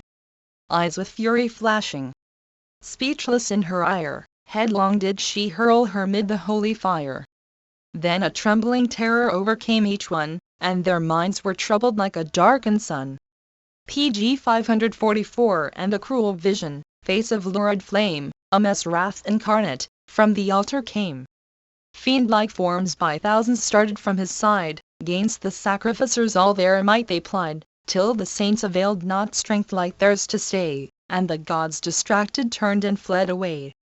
Hushed were hymns and chanting, priests were mocked and spurned, food defiled and scattered, altars overturned. Then, to save the object sought at such a price, like a deer in semblance sped the sacrifice. Soaring toward the heavens, through the sky it fled, but the rudrous chasing smote away its head. Prostrate on the pavement Daksha fell dismayed. Mightiest, thou hast conquered, thee we ask for aid. Let not our oblations all be rendered vain. Let our toilsome labor full fruition gain. Bright the broken altars shone with Shiva's form. Be it so. His blessing soothe that frantic storm. Soon his anger ceases, though it soon arise. But the deer's head ever blazes in the skies. Indian Ballads and Other Poems. Page 286. Urvas. The personification of Urvas herself is as thin as that of E or Cell. Her name is often found in the Veda as a mere name for the morning, and in the plural number it is used to denote the dawns which passing over men bring them to old age and death. Urvas is the bright flush of light overspreading the heaven before the sun rises, and is but another form of the many mythical beings of Greek mythology whose names take us back to the same idea or the same root. As the dawn in the Vedic hymns is called the far-going Teophasa, Teophos, so is she also Urvas, the wide existing or wide-spreading. As are Uryanasa, Urfasa, and many more of the sisters of Aphrodite. As such she is the mother of Vasishtha, the bright being, as Oedipus is the son of Iocas, and although Vasishtha, like Oedipus, has become a mortal bard or sage, he is still the son of Mitra and Varu, of night and day. Her lover Paravas is the counterpart of the Hellenic Polydoik. But the continuance of her union with him depends on the condition that she never sees him unclothed. But the Gandharvas, impatient of her long sojourn among mortal men, resolved to bring her back to their bright home. And Parvaz is thus led unwittingly to disregard her warning. A ewe with 2 lambs was tied to her couch, and the Gandharvas stole one of them. Urvas said, "They take away my darling, as if I lived in a land where there is no hero and no man." They stole the second, and she upbraided her husband again. Then Parvaz looked and said, "How can that be, a land without heroes or men where I am?" And naked he sprang up. He thought it was too long to put on his dress. Then the Gandharvas sent a flash of lightning, and Urvas saw her husband naked as by daylight. Then she vanished. "I come back," she said, and went. Then he bewailed his vanished love in bitter grief. Her promise to return was fulfilled, but for a moment only, at the Lotus Lake, and Parvaz in vain beseeches her to tarry longer. "What shall I do with thy pg 545 speech?" is the answer of Urvas. "I am gone like the first of the dawns." Parvaz, go home again. "I am hard to be caught like the winds." Her lover is in utter despair. But when he lies down to die, the heart of Urvas was melted, and she bids him come to her on the last night of the year. On that night only he might be with her. But a son should be born to him. On that day he went up to the golden seats, and there Urvas told him that the Gandharvas would grant him one wish, and that he must make his choice. "Choose thou for me," he said, and she answered, "Say to them, let me be one of you." Cox's Mythology of the Aryan Nations. Vol. I, pages 397. Page 324. The sovereign of the VR race. VR is one of the most frequently occurring names by which the poem calls the monkeys of Ra's army. Among the 2 or 3 derivations of which the word VR is susceptible, one is that which deduces it from Vana, which signifies a wood, and thus VR would mean a forester, an inhabitant of the wood. I have said elsewhere that the monkeys, the VRs, whom Ra led to the conquest of Ceylon, were fierce woodland tribes who occupied the mountainous regions of the south of India, where their descendants may still be seen. I shall henceforth promiscuously employ the word VR to denote those monkeys, those fierce combatants of Ra's army. Goresio. Page 326. No change of hue, no pose of limb gave sign that aught was false in him. Concise, unfaltering, sweet and clear, without a word to pain the ear, from chest to throat, nor high nor low, his accents came in measured flow. Somewhat similarly in the squire's tale. He with the manly voice said his message, after the form used in his language, withouten vice of syllable or of letter. And for his tall should seem the better accordant to his word was his chair, as teacheth art of speech them that at lear. Page 329. Ra's alliance with Sugra. The literal interpretation of this portion of the Ramayana is indeed deeply rooted in the mind of the Hindu. He implicitly believes that Ra is Vishnu, who became incarnate for the purpose of destroying the demon Ravana, that he permitted his wife to be captured by Ravana for the sake of delivering the gods and Brahmans from the oppressions of the Rakshasa, and that he ultimately assembled an army of monkeys, who were the progeny of the gods, and led them against the stronghold of Ravana at length and delivered the world from the tyrant Rakshasa, whilst obtaining ample revenge for his own personal wrongs. Pg 546. One other point seems to demand consideration, namely, the possibility of such an alliance as that which Ra is said to have concluded with the monkeys. This possibility will of course be denied by modern critics, but still it is interesting to trace out the circumstances which seem to have led to the acceptance of such a wild belief by the dreamy and marvel-loving Hindi. The south of India swarms with monkeys of curious intelligence and rare physical powers. Their wonderful instinct for organization, their attachment to particular localities, their occasional journeys in large numbers over mountains and across rivers, their obstinate assertion of supposed rights, and the ridiculous caricature which they exhibit of all that is animal and emotional in man, would naturally create a deep impression. Indeed, the habits of monkeys well deserve to be patiently studied. Not as they appear in confinement, when much that is revolting in their nature is developed, but as they appear living in freedom amongst the trees of the forest, or in the streets of crowded cities, or precincts of temples. Such a study would not fail to awaken strange ideas. And although the European would not be prepared to regard monkeys as sacred animals, he might be led to speculate as to their origin by the light of data, which are at present unknown to the naturalist whose observations have been derived from the menagerie alone. Whatever, however, may have been the train of ideas which led the hind to regard the monkey as a being half human and half divine, there can be little doubt that in the Ramayana the monkeys of southern India have been confounded with what may be called the aboriginal people of the country. The origin of this confusion may be easily conjectured. Perchance the aborigines of the country may have been regarded as a superior kind of monkeys. And to this day the features of the Marawars, who are supposed to be the aborigines of the southern part of the Carnatic, are not only different from those of their neighbors, but are of a character calculated to confirm the conjecture. Again, it is probable that the army of aborigines may have been accompanied by outlying bands of monkeys impelled by that magpie-like curiosity and love of plunder which are the peculiar characteristics of the monkey race. And this incident may have given rise to the story that the army was composed of monkeys. Wheeler's History of India. Vol. II. Pages 316 ff. Page 342. The Fall of B.I. As regards the narrative, it certainly seems to refer to some real event amongst the aboriginal tribes, namely, the quarrel between an elder and younger brother for the possession of Ar, and the subsequent alliance of Ra with the younger brother. It is somewhat remarkable that Ra appears to have formed an alliance with the wrong party, for the right of Bi was evidently superior to that of Sugra. And it is especially worthy of note that Ra compassed the death of Bi by an act contrary to all the laws of fair fighting. Again, Ra seems to have tacitly sanctioned the transfer of T from Bi to Sugra, which was directly opposed to modern rule, although in conformity with the rude customs of a barbarous age.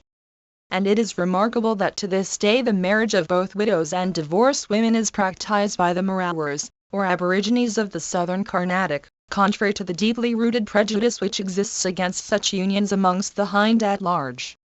Wheeler's History of India, Vol. II. 324. pg 547 page 370. The VR host. The splendid Marudas form the army of Indras, the red-haired monkeys and bears that of Ras. And the mythical and solar nature of the monkeys and bears of the Ra manifests itself several times. The king of the monkeys is a sun god. The ancient king was named Bian, and was the son of Indras.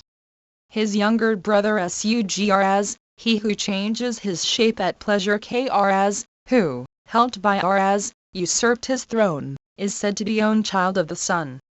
Here it is evident that the Vedic antagonism between Indras and Vish is reproduced in a zoological and entirely apish form. The old Zeus must give way to the new, the moon to the sun, the evening to the morning sun, the sun of winter to that of spring. The young sun betrays and overthrows the old one. Ras, who treacherously kills the old king of the monkeys, Bian, is the equivalent of Vish, who hurls his predecessor Indras from his throne.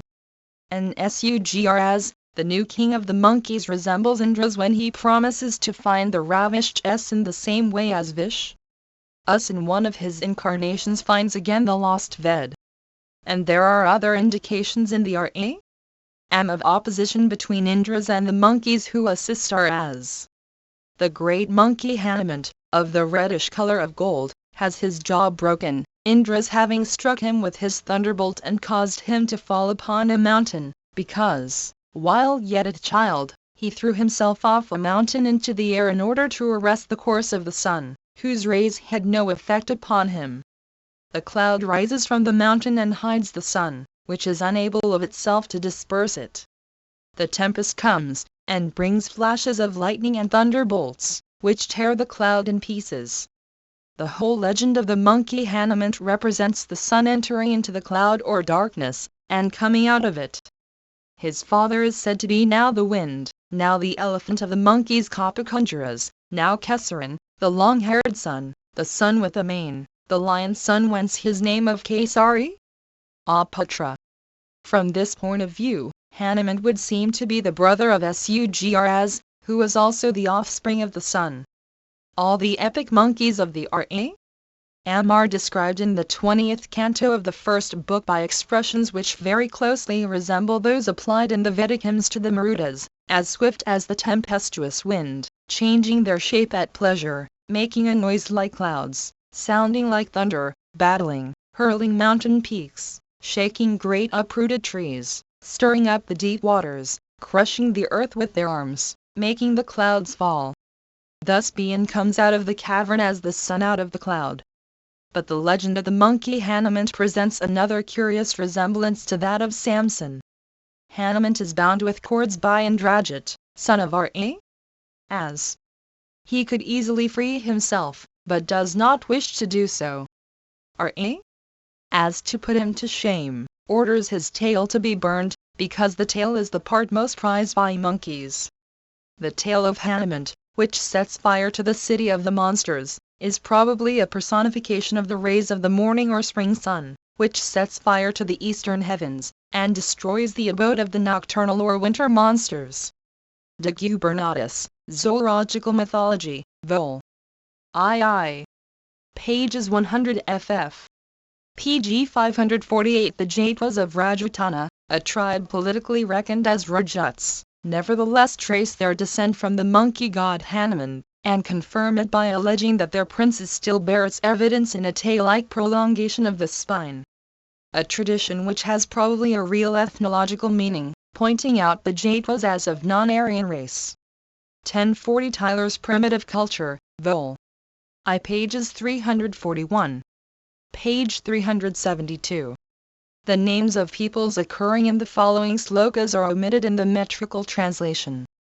Go to the Brahman as 1041 the Vedas, 1042 the Amavas, 1043 the Kayakoslas, 1044 the Yamadnas, 1045 the Pu Ras, 1046 and the Ungas, 1047 and the land of the weavers of silk, and the land of the mines of silver, and the hills that stretch into the sea, and the towns and the hamlets that are about the top of Mandar, and the Kar Apra as 1048 and the Osh Hacker Akas, 1049 and the Korluhamukas, 1050 and the PG 549, Swiftacap Akas, 1051 and the strong imperishable eaters of men, and the Kiras 1052 with stiff hair tufts, men like gold and fair to look upon, and the eaters of raw fish, and the Kiras who dwell in islands, and the fierce tiger men 1053 who live amid the waters.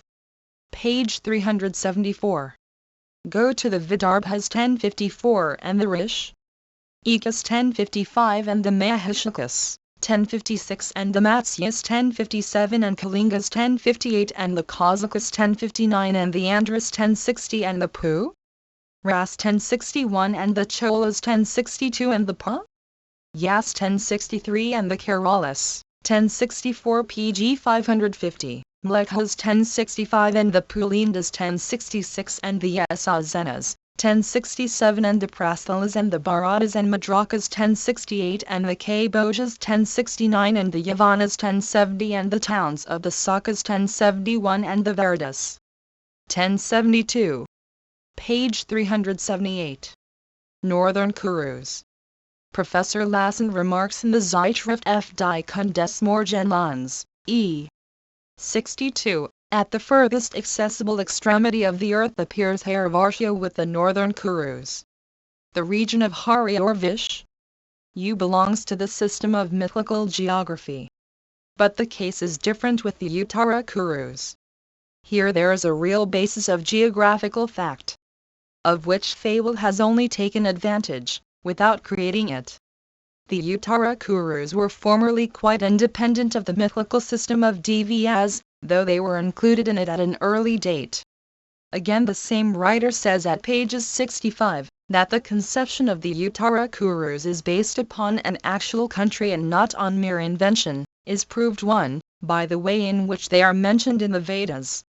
2. by the pg 551, existence of Uttarakuru in historical times as a real country, and 3. By the way in which the legend makes mention of that region as the home of primitive customs.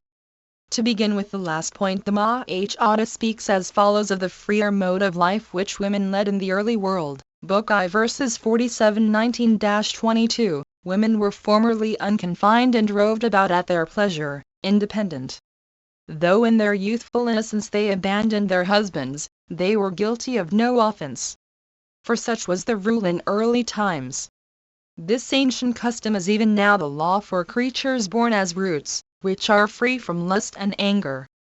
This custom is supported by authority and is observed by great rishis, and it is still practiced among the northern Kurus.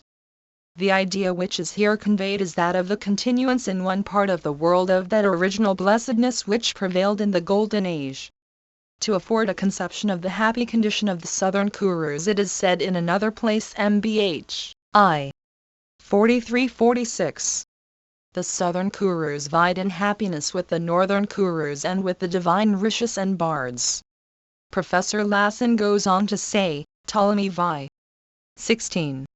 is also acquainted with Uttarakuru. He speaks of a mountain, a people, and a city called Uttarakura. Most of the other ancient authors who elsewhere mention this name, have it from him. It is a part of the country which he calls Sirka. According to him the city lies 12 degrees west from the metropolis of Sira, and the mountain extends from thence far to the eastward. As Ptolemy has misplaced the whole of eastern Asia beyond the Ganges, the relative position which he assigns will guide us better than the absolute one, which removes Uttarakura so far to the east that a correction is inevitable. According to my opinion the Uttarakura of Ptolemy must be sought for to the east of Kashgar. Lassen also thinks that Megasthenes had the Uttarakurus in view when he referred to the Hyperboreans who were fabled by Indian writers to live 1,000 years. In his Indian Antiquities, Ind. Alter Thumbskund, I. 511, 512 and note, the same writer concludes that though the passages above cited relative to the Uttarakurus indicate a belief in the existence of a really existing country of that name in the far north, yet that the descriptions there given are to be taken as pictures of an ideal paradise, and not as founded on any recollections of the northern origin of the Kurus. It is probable, he thinks, that some such reminiscences originally existed, and still survived in the Vedic era, though there is no trace of their existence in latter times. Muir's Sanskrit Texts, Vol. II. Pages 336, 337. Page 428. Trust to these mighty VRs. The corresponding passage in the Bengal recension has these sylvans in the forms of monkeys, VR Kaparupana. Here it manifestly appears, says Goresio, that these hosts of combatants whom Ra led to the conquest of Lanxalon, the kingdom and seat of the Hamitic race, and whom the poem calls monkeys, were in fact, as I have elsewhere observed, inhabitants of the mountainous and southern regions of India, who were wild-looking and not altogether unlike monkeys. They were perhaps the remote ancestors of the Malay races. pg 552 page 431. Art thou not he who slew of old the serpent gods, and stormed their hold? All these exploits of Ra are detailed in the Uttarak A, and epitomized in the appendix. Page 434. Within the consecrated hall, the Brahman householder ought to maintain 3 sacred fires, the Jihapatya, the Ahavaniya and the Dakshi A. These 3 fires were made use of in many Brahmanical solemnities, for example in funeral rites when the 3 fires were arranged in prescribed order. Page 436. Fair Punji Kasthalai met. I have not noticed in the Tarakada any story about the daughter of Veru A, but the commentator on the text VI 60:11 explains the allusion to her thus. The daughter of Veru A was Punji Kasthal on her account, a curse of Brahm involving the penalty of death, was pronounced on the rape of women. Muir, Sanskrit Texts, Part 4 Appendix. Page 452. Shall no funereal honors grace the parted lord of Rahu's race? Here are indicated those admirable rites and those funeral prayers which Professor Emler has described in his excellent work, Die Totenbestattung bei den Brahmanen, as laments that the body of Ra will not be honored with those rites and prayers, nor will the Beer man priest while laying the ashes from the pile in the bosom of the earth, pronounced over them those solemn and magnificent words, Go unto the earth, thy mother, the ample, wide, and blessed earth. And do thou, O earth, open and receive him as a friend with sweet greeting, enfold him in thy bosom as a mother wraps her child in her robes. Gorecio. Page 462. Each glorious sign that stamps the future queen is mine. We read in Josephus that Caesar was so well versed in chiromancy that when one day a soi-disant son of Herod had audience of him, he at once detected the impostor because his hand was destitute of all marks of royalty. Page 466. In battles wild Gandharva dance. Here the commentator explains, the battle resembled the dance of the Gandharvas, in accordance with the notion of the Gandharvas entertained in his day. They were regarded as celestial musicians enlivening with their melodies pg 553, Indra's heaven and the banquets of the gods. But the Gandharvas before becoming celestial musicians in popular tradition, were in the primitive and true signification of the name heroes, spirited and ardent warriors, followers of Indra, and combined the heroical character with their atmospherical deity. Under this aspect the dance of the Gandharvas may be a very different thing from what the commentator means, and may signify the horrid dance of war. Gorecio. The Homeric expression is similar, to dance a war dance before Ares. Page 470. By Anara. Yah's lips of old. The story of Anara. Yah is told in the Uttaraka. A of the Ra. A. Anara. Yah, descendant of Ixvu and king of Yaudhi, when called upon to fight with Ra. Or acknowledge himself conquered, prefers the former alternative. But his army is overcome, and he himself is thrown from his chariot. When Ra triumphs over his prostrate foe, the latter says that he has been vanquished not by him but by fate, and that Ra is only the instrument of his overthrow. And he predicts that Ra shall one day be slain by his descendant Ra. Sanskrit texts, 4th Appendix. Page 497. With regard to the magic image of S made by Indrajit, we may observe that this thoroughly oriental idea is also found in Greece in Homer's Iliad, where Apollo forms an image of East to save that hero beloved by the gods. It occurs too in the Ide of Virgil, where Juno forms a fictitious East to save Turnus. Tum de nucava tenium sine veribus umbrem facem e visu mirabo monstrum dardanis ornatellis. Clipem jubasque divinia simulat capitis. Dat inania verba. Dat sine mensonum, gressusque effingat untis. Idos, lib. X. Gorecio. Page 489. To Rahu's son my chariot lend. Analogous to this passage of the Ramayana, where Indra sends to Ra his own chariot, his own charioteer, and his own arms, is the passage in the Ide where Venus descending from heaven brings celestial arms to her son Eos when he is about to enter the battle. Ad Venus Hurios inter candida nimbos dona ferius adorat. Arma sub adversa pasut radiantia circum. Il, de donis ictanto us honor, expleri nequit, 8 oculus per singula volvit, miraturc, intermanus ic brachia versa terribilum Christis gallim flammis fomentum, fatiferum ensum, lauricum ex e regentum. Idos, lib. VIII Gorecio. pg 554 page 489. Agastya came and gently spake. The Muni or Saint Agastya, author of several Vedic hymns, was celebrated in Indo-Sanskrit tradition for having directed the first Brahmanical settlements in the southern regions of India. And the Mahāchāra gives him the credit of having subjected those countries, expelled the Arshusas and given security to the solitary ascetics, who were settled there. Hence Agastya was regarded in ancient legend as the conqueror and ruler of the southern country. This tradition refers to the earliest migrations made by the Sanskrit Indians towards the south of India. To Agastya are attributed many marvelous mythic deeds which adumbrate and veil ancient events, some of which are alluded to here and there in the Ramayana. Goresio. The following is the literal translation of the canto, text and commentary, from the Calcutta edition. Having found R.A. weary with fighting and buried in deep thought, and R.A. standing before him ready to engage in battle, the holy Agastya, who had come to see the battle, approached R.A. and spoke to him thus: O mighty R.A., listen to the old mystery by which thou wilt conquer all thy foes in the battle. Having daily repeated the Idyardaya, the delighter of the mind of the sun, the holy prayer which destroys all enemies of him who repeats it, gives victory, removes all sins, sorrows and distress, increases life, and which is the blessing of all blessings, worship the rising and splendid sun, who is respected by both the gods and demons, who gives light to all bodies and who is the rich Lord of all the worlds. To the question why this prayer claims so great reverence, the sage answers: since yonder 1073 sun is full of glory and all gods reside in him, he being their material cause and bestows being and the active principle on all creatures by his rays.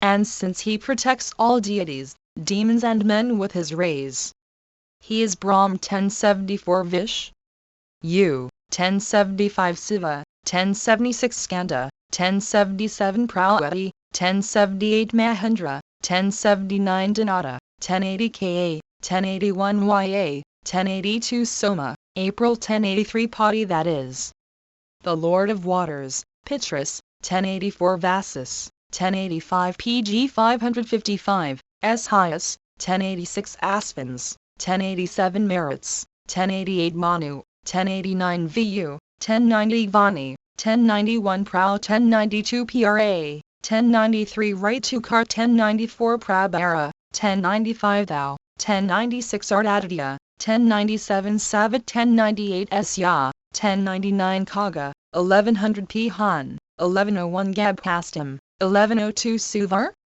Asadrisa, 1103 Bhu, 1104 Hira, Yeridas, 1105 Devara, 1106 Haridasva, 1107 Sahasrachish, 1108 Sapta Sapti, 1109 Maricham, 1110 Timiranmathana, 1111 Sambhu, 1112 Twash, 1113 Mtanda, 1114 Ansam, 1115 Hiranyagarbha, 1116 Sasira, 1117 Tapana, 1118 Ahaskara, 1119 Ravi, 1120 Agnigrabha, 1121 Aditaputra, 1122 Sankha, 1123 Sisiranana, 1124 Vyomanha, 1125 Tamab, 1126 Rajijas Apaga, 1127 Ganevra Hti, 1128 PG 556, Ap. Mitra, 1129 Vindhyav H. Lavang Amma, 1130 April, 1131 Mandal, 1132 Mritadeath, Pingala, 1133 Sarvat Anna, 1134 Kavi, 1135 Visva, 1136 Ma Ages, 1137 Rakta, 1138 Sarvabhavadbhava, 1139 the Lord of Stars, Planets, and other luminous bodies, Visvabhana, 1140 Tejas Vintajasvi, 1141 DW as man, 1142 I salute thee. I salute thee who art the eastern mountains. I salute thee who art the western mountains. I salute thee who art the Lord of all the luminous bodies. I salute thee who art the Lord of days. I respectfully salute thee who art Jaya, 1143 Janubhadra, 1144 Haryasa, 1145 O thou who hast 1,000 rays, I repeatedly salute thee. I repeatedly and respectfully salute thee who art Atya, I repeatedly salute thee who art Ugra, 1146 Va, 1147 and Esanga, 1148 I salute thee who openest the lotuses or the lotus of the heart. I salute thee who art furious. I salute thee who art the Lord of Brahm, Siva and Vish. You. I salute thee who art the sun, Itivarkas, 1149 splendid, Sarvabhaksha, 1150 and Rajravapusha, 1151. I salute thee who destroyest darkness, cold and enemies, whose form is boundless, who art the destroyer of the ungrateful, who art Deva.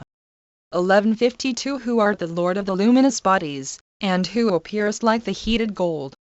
I salute thee who art Hari. 1153 Visvakarman. 1154 The destroyer of darkness, and who art splendid and Lokashin. 1155 Yonder sun destroys the whole of the material world and also creates it.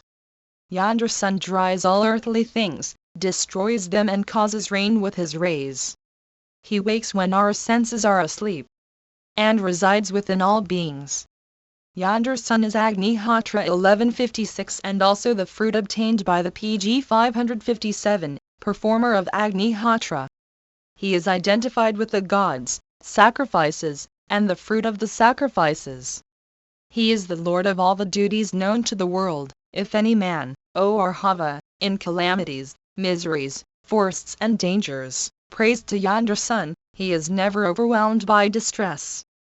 Worship, with close attention, him, the God of gods and the Lord of the world. And recite these verses thrice, whereby thou wilt be victorious in the battle. O brave one, thou wilt kill Ra? Of this very instant. Thereupon Agastya, having said this, went away as he came. The glorious Ra, having heard this, became free from sorrow. Arhava, whose senses were under control, being pleased, committed the hymn to memory, recited it facing the sun, and obtained great delight. The brave Ra, having sipped water thrice and become pure, took his bow, and seeing Ra, was delighted, and meditated on the sun. PG 558 page 492. Arun's funeral. In the funeral ceremonies of India, the fire was placed on three sides of the pyre. The Dakshi on the south, the Jihapatya on the west, and the Avana on the east. The funeral rites are not described in detail here, and it is therefore difficult to elucidate and explain them. The poem assigns the funeral ceremonies of Aryan Brahmins to the Arshusas, a race different from them in origin and religion, in the same way as Homer sometimes introduces into Troy the rites of the Grecian cult. Goresio. Mr. Muir translates the description of the funeral from the Calcutta edition, as follows: They formed, with Vedic rites, a funeral pile of faggots of sandalwood, with padmaka wood, zira grass, and sandal, and covered with the quilt of deer's hair. They then performed an unrevolved obsequial ceremony for the Arasa prince, placing the sacrificial ground to the SC and the fire in the proper situation. They cast the ladle filled with curds and ghee on the shoulder 1157 of the deceased. He placed the car on the feet, and the mortar between the thighs. Having deposited all the wooden vessels, the upper and lower firewood, and the other pestle, in their proper places, they departed.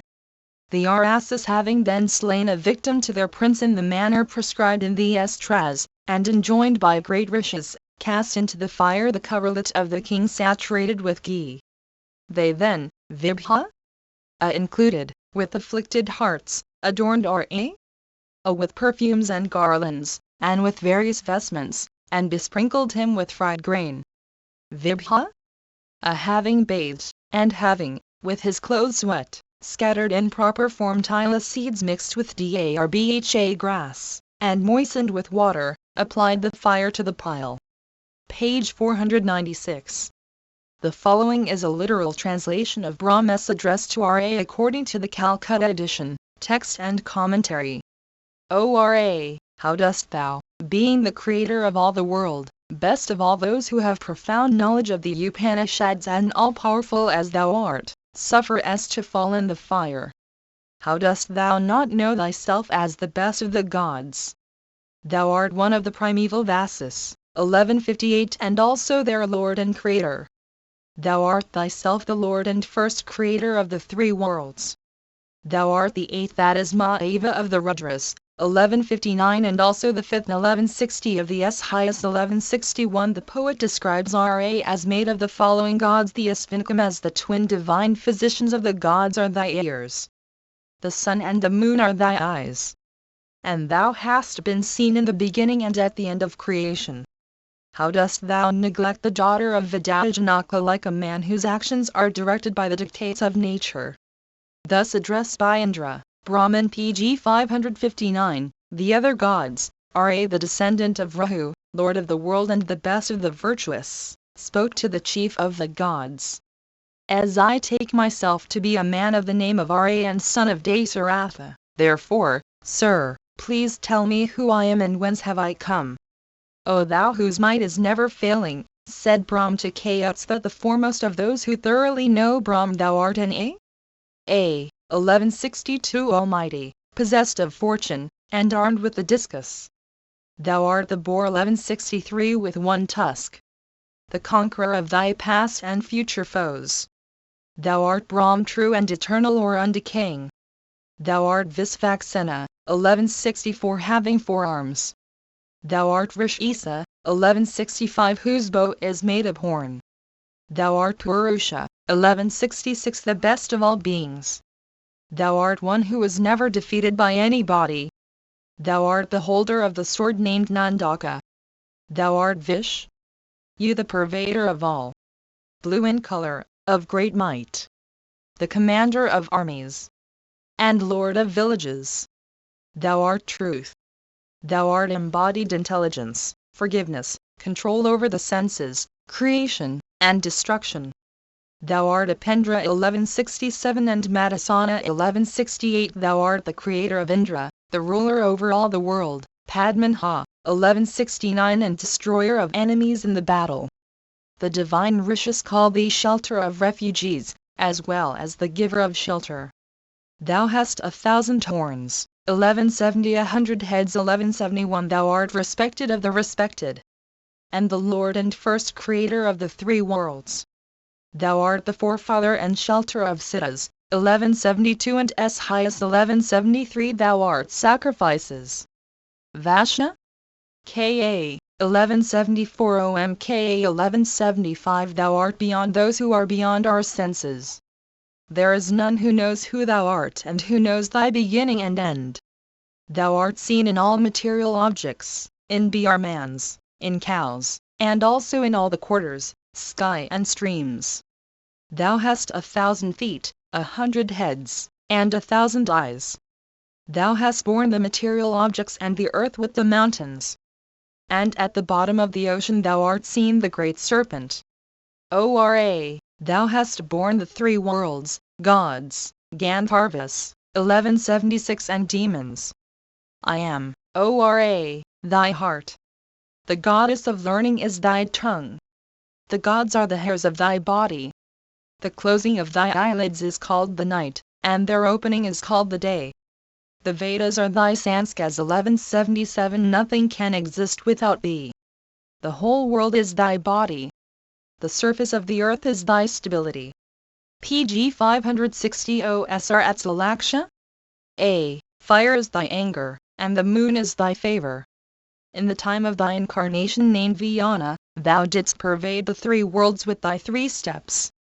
And Mahendra was made the king of paradise by thee, having confined the fearful Bali 1178. Thy wife is Lakshm and thou art the god Vish. U. 1179 Krish. A. 1180 and Pralati. To kill Ra? Thou hast assumed the form of a man. Therefore, O best of the virtuous, thou hast completed this task imposed by us gods. O Ra, Ra? Has been killed by thee, now being joyful that is having for some time reigned in the kingdom of Yadhi go to paradise. O glorious Ra, thy power and thy valor are never failing. The visit to thee and the prayers made to thee are never fruitless. Thy devotees will never be unsuccessful. Thy devotees who obtain thee thy favor, who art first and best of mankind, shall obtain their desires in this world as well as in the next. They who recite this prayer, founded on the Vedas or first uttered by the sages, and the old and divine account of Ra, shall never suffer defeat. Page 503. The meeting. The Bharat Mill or meeting with Bharat, is the closing scene of the dramatic representation of Ra's great victory and triumphant return, which takes place annually in October in many of the cities of northern India. The Arlel or play of Ra, as the great drama is called, is performed in the open air and lasts with 1 day's break through 15 successive days. At Banners there are three nearly simultaneous performances, one provided by H. the Maharaja of Banners near his palace at Ramnagar, one by H. the Maharaja of Vizianagram near the missionary settlement at Seagra and at other places in the city, and one by the leading gentry of the city at Chauk near the college. The scene, especially on the great day when the brothers meet, is most interesting. The procession of elephants with their gorgeous howdahs of silver and gold and their magnificently dressed riders with priceless jewels sparkling in their turbans, the enthusiasm of the thousands of spectators who fill the streets and squares, the balconies and their housetops, the flowers that are rained down upon the advancing car, the wild music, the shouting and the joy, make an impression that is not easily forgotten. Still on his head, well trained in lore of duty, R.A.'s shoes he bore. R.A.'s shoes are here regarded as the emblems of royalty or possession. We may compare the Hebrew over Edom, will I cast forth my shoe. A curiously similar passage occurs in Leander's Chronic on Greenlandi Ritmerkon. Han Sentillerland Sinskiden Sku, Og den Konj. Som der Monbo, Han Skuld dem H. Erlig be Panjul Dagisen Kongelig Pregt. Og Gend Han Hevd Sit Rijog Magd af Norges Og Korns Hair. pg 561. He sent to Ireland his dirty shoes, and commanded the king who lived there to wear them with honor on Christmas Day in his royal state, and to own that he had his kingdom and power from the Lord of Norway and the Isles. Notes and Queries, March 30, 1872. Final Notes. I end these notes with an extract which I translate from Senior Gorecio's preface to the 10th volume of his RN, and I take this opportunity of again thankfully acknowledging my great obligations to this eminent Sanskritist from whom I have so frequently borrowed. As Mr. Muir has observed, the Bengal recension which Senior Gorecio has most ably edited is throughout an admirable commentary on the genuine RN of northern India, and I have made constant reference to the faithful and elegant translation which accompanies the text for assistance and confirmation in difficulties. Towards the southern extremity and in the island of Lank Ceylon there existed undoubtedly a black and ferocious race, averse to the Aryans and hostile to their mode of worship. Their ramifications extended through the islands of the archipelago, and some traces of them remain in Java to this day. The Sanskrit Indians, applying to this race a name expressive of hatred which occurs in the Vedas as the name of hostile, savage and detested beings, called it the Arshus race. It is against these Arshuses that the expedition of Ra which the RN celebrates is directed. The Sanskrit Indians certainly altered in their traditions the real character of this race. They attributed to it physical and moral qualities not found in human nature. They transformed it into a race of giants. They represented it as monstrous, hideous, truculent, changing forms at will, bloodthirsty and ravenous, just as the Semites represented the races that opposed them as impious, horrible and of monstrous size. But notwithstanding these mythical exaggerations, which are partly due to the genius of the Aryans so prone to magnify everything without measure, the RN in the course of its epic narration has still preserved and noted here and there some traits and peculiarities of the race which reveal its true character.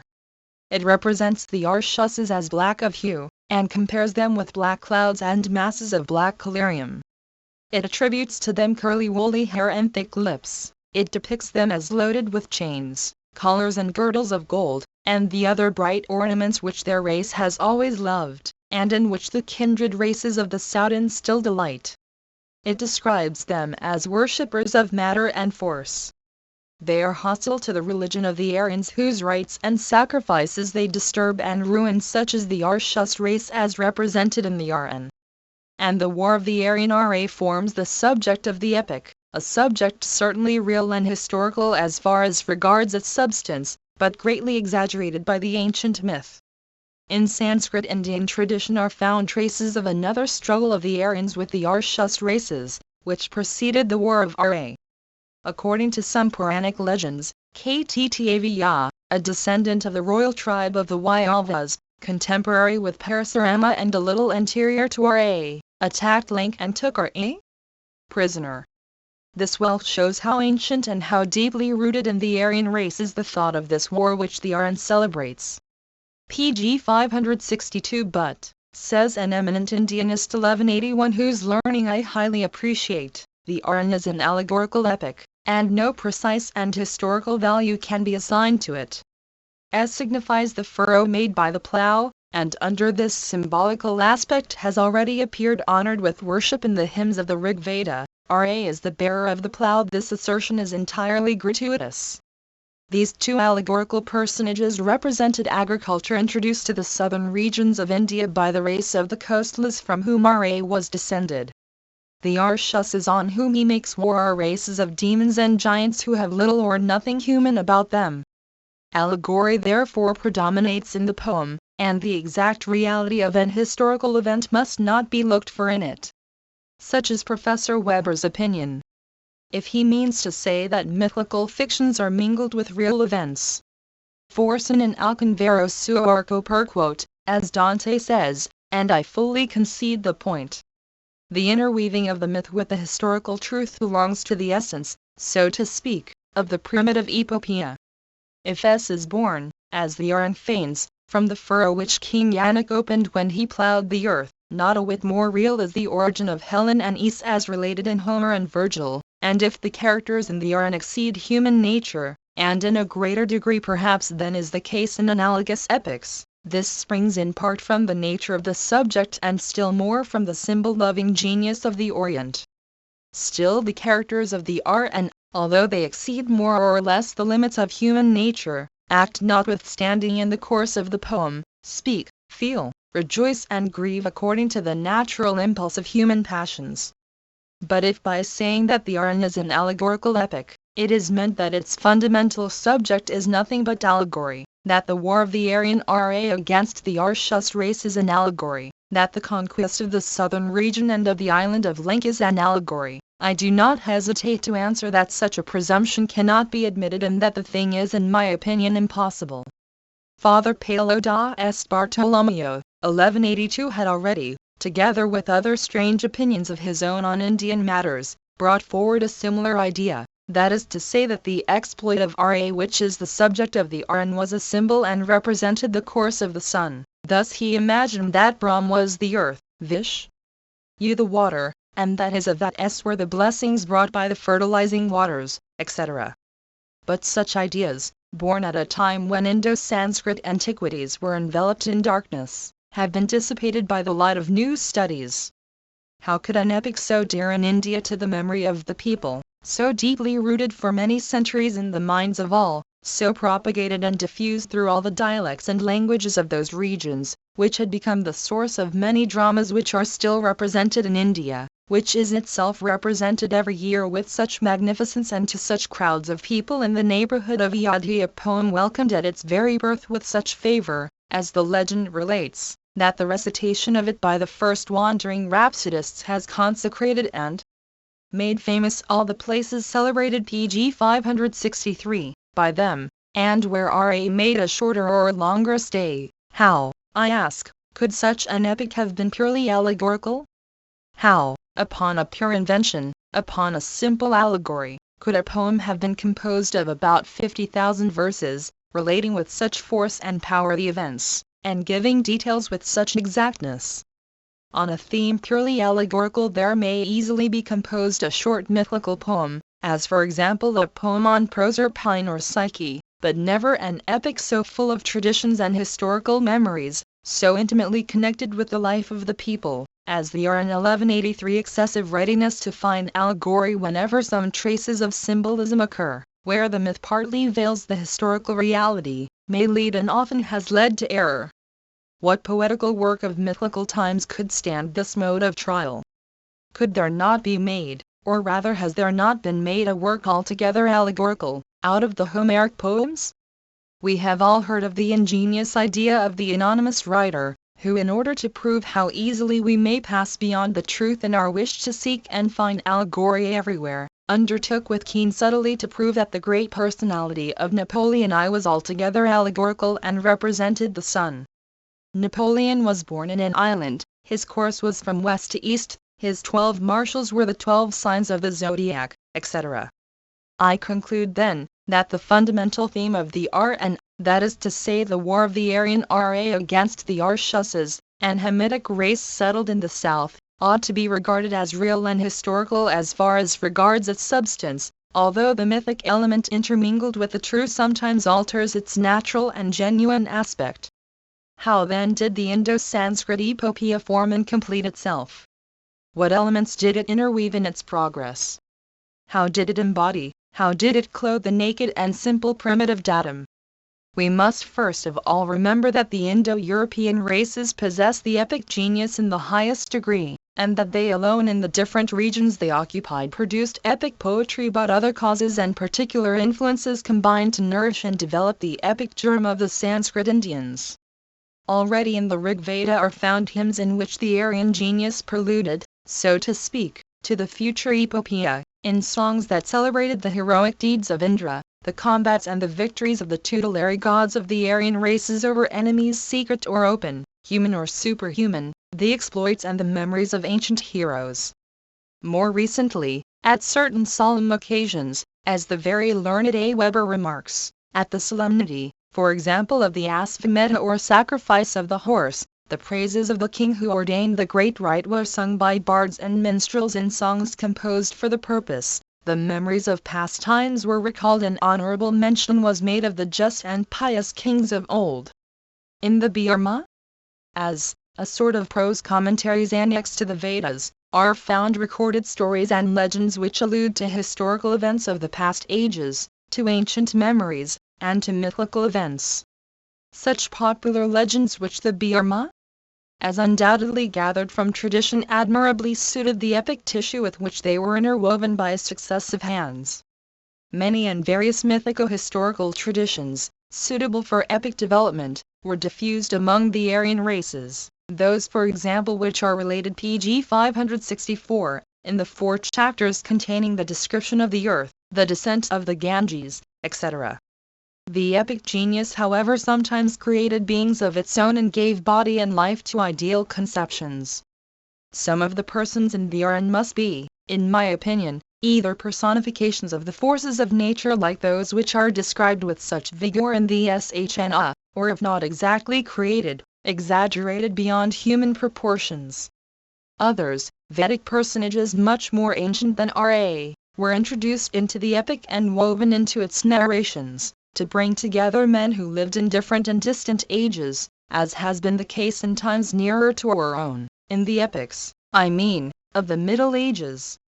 In the introduction I have discussed the antiquity of the Aryan, and by means of those critical and inductive proofs which are all that an antiquity without precise historical dates can furnish, I have endeavored to establish with all the certainty that the subject admitted, that the original composition of the Aryan is to be assigned to about the 12th century before the Christian era.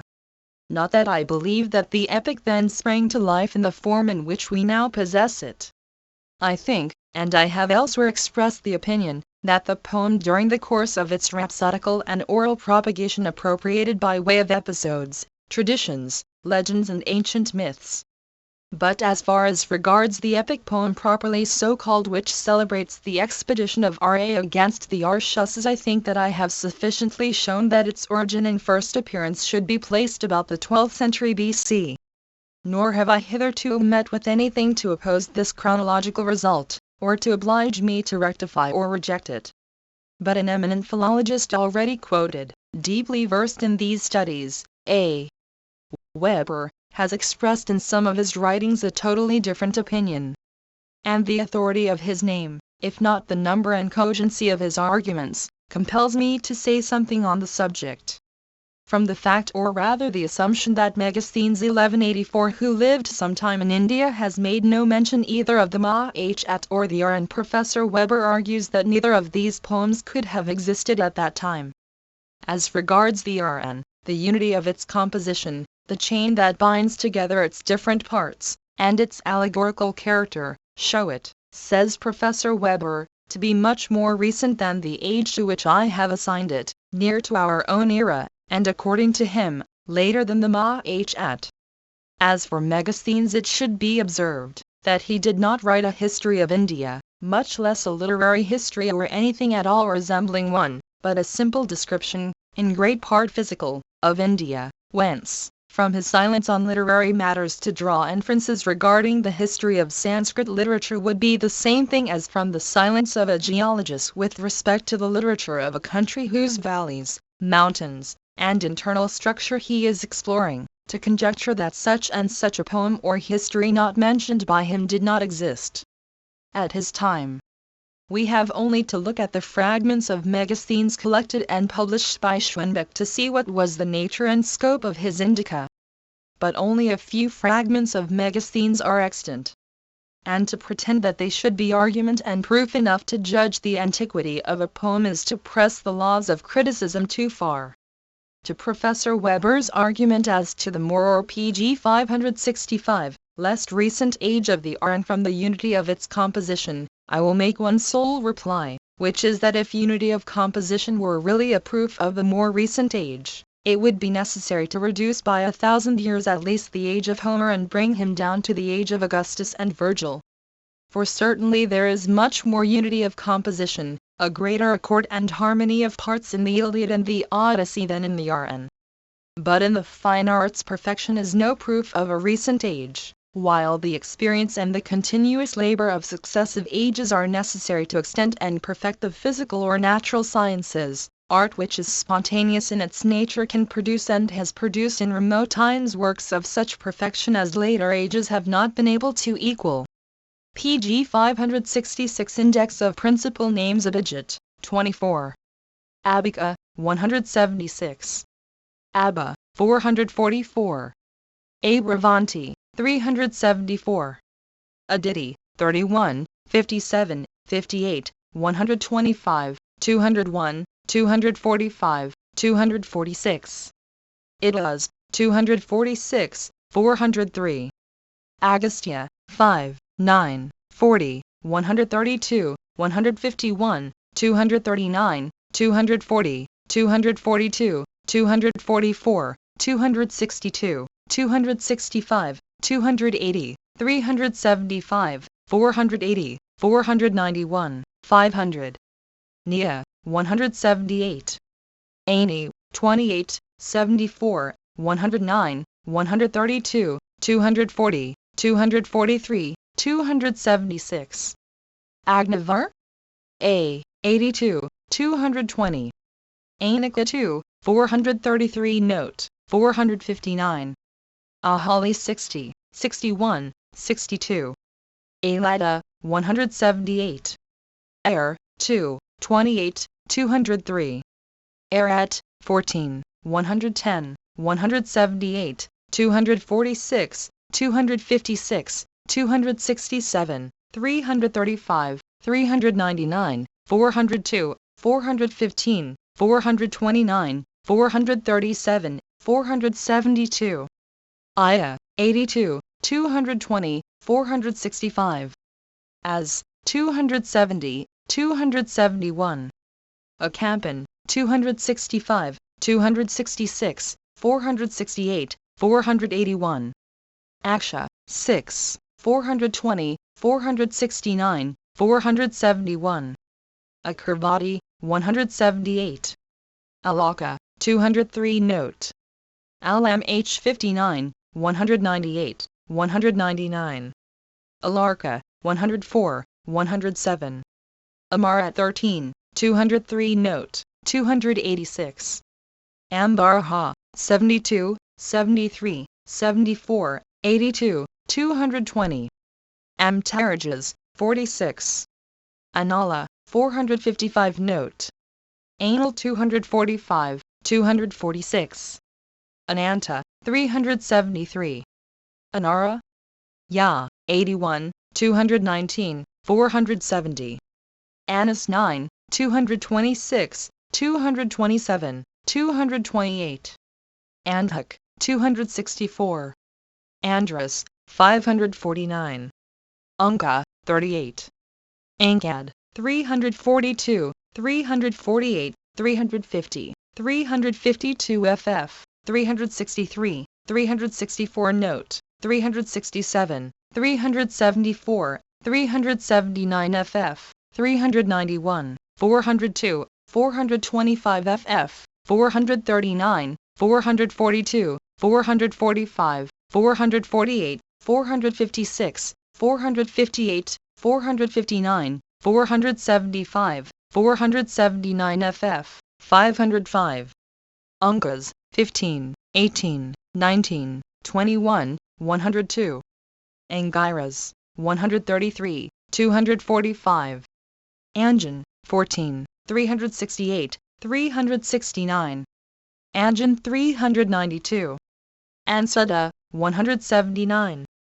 Ansam, 50, 53, 56, 82, 220. Anoa, 370. Aparparyat, 178. Aparta, 175.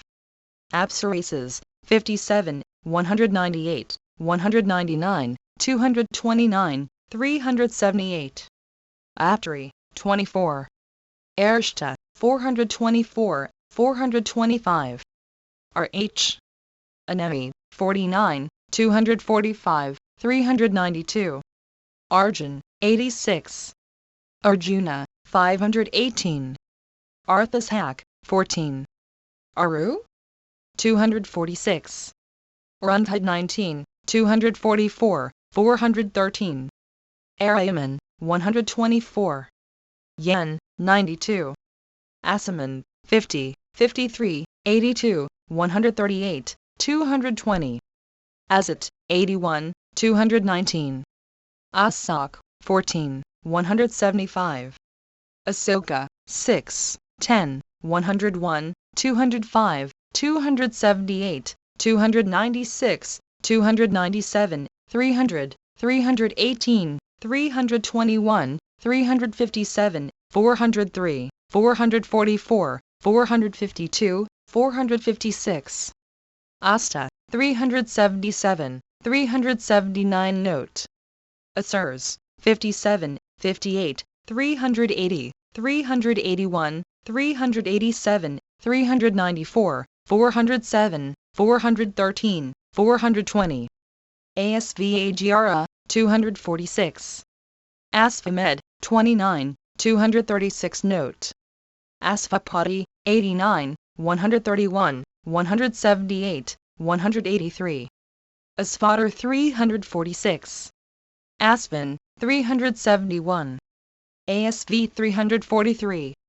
Asvins, 28, 36, 60, 62, 163, 246, 339, 343, 403, 490. Attica, 468, 478 ff. Atira, 24. Atri, 245, 561. Urva, 373 note. Avant 374. Avindia, 415. Iadhi 4, 6, 11, 12, 14, 19, 32, 33, 38, 49, 70, 72, 79, 81, 83, 84, 85, 88, 95, 96, Pasim. Iamik, 374. Iomuki, 310. PG 567 BA, 176. Bahaputra, 245. Bala, 264. Beachilias, 63, 235, 270, 271, 374. Bali, 43, 59, 107, 275, 302, 421.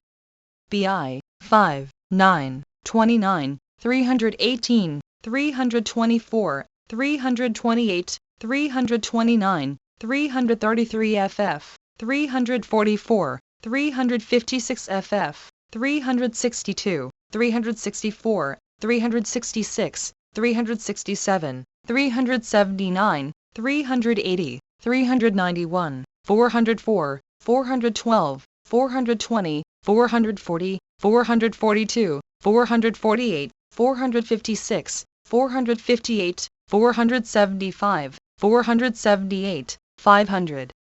503, 505. Barbers, 66. Beauty, 26, 29, 58, 88, 283, 455. Badamadra 246. Bhadra, 52. Bhaga, 124, 243. Bhagath, 53, 54, 55, 82, 220, 372. Bhf 56. Bradva, 4, 7, 9, 10, 158, 159, 193, 196, 197, 199, 200, 201, 501. Bharat, 4, 9, 10, 32, 81, 83, 84, 88, 89, 94, 97, Pasim.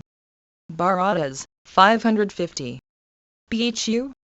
A, 178. Bh 246. Bh Akar?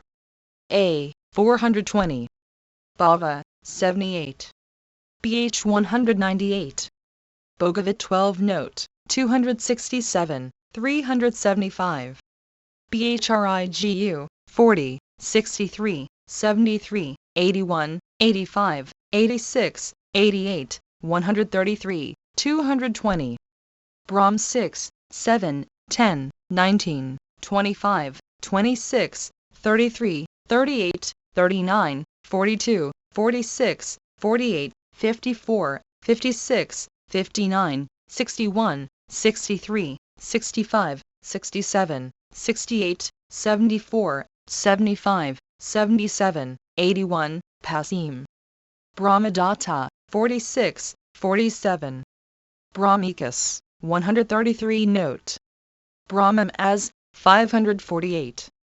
Buddha, 287. Buddhist, 219. Cancer, 109. Ceylon, 375 Note. Chaitra, 91.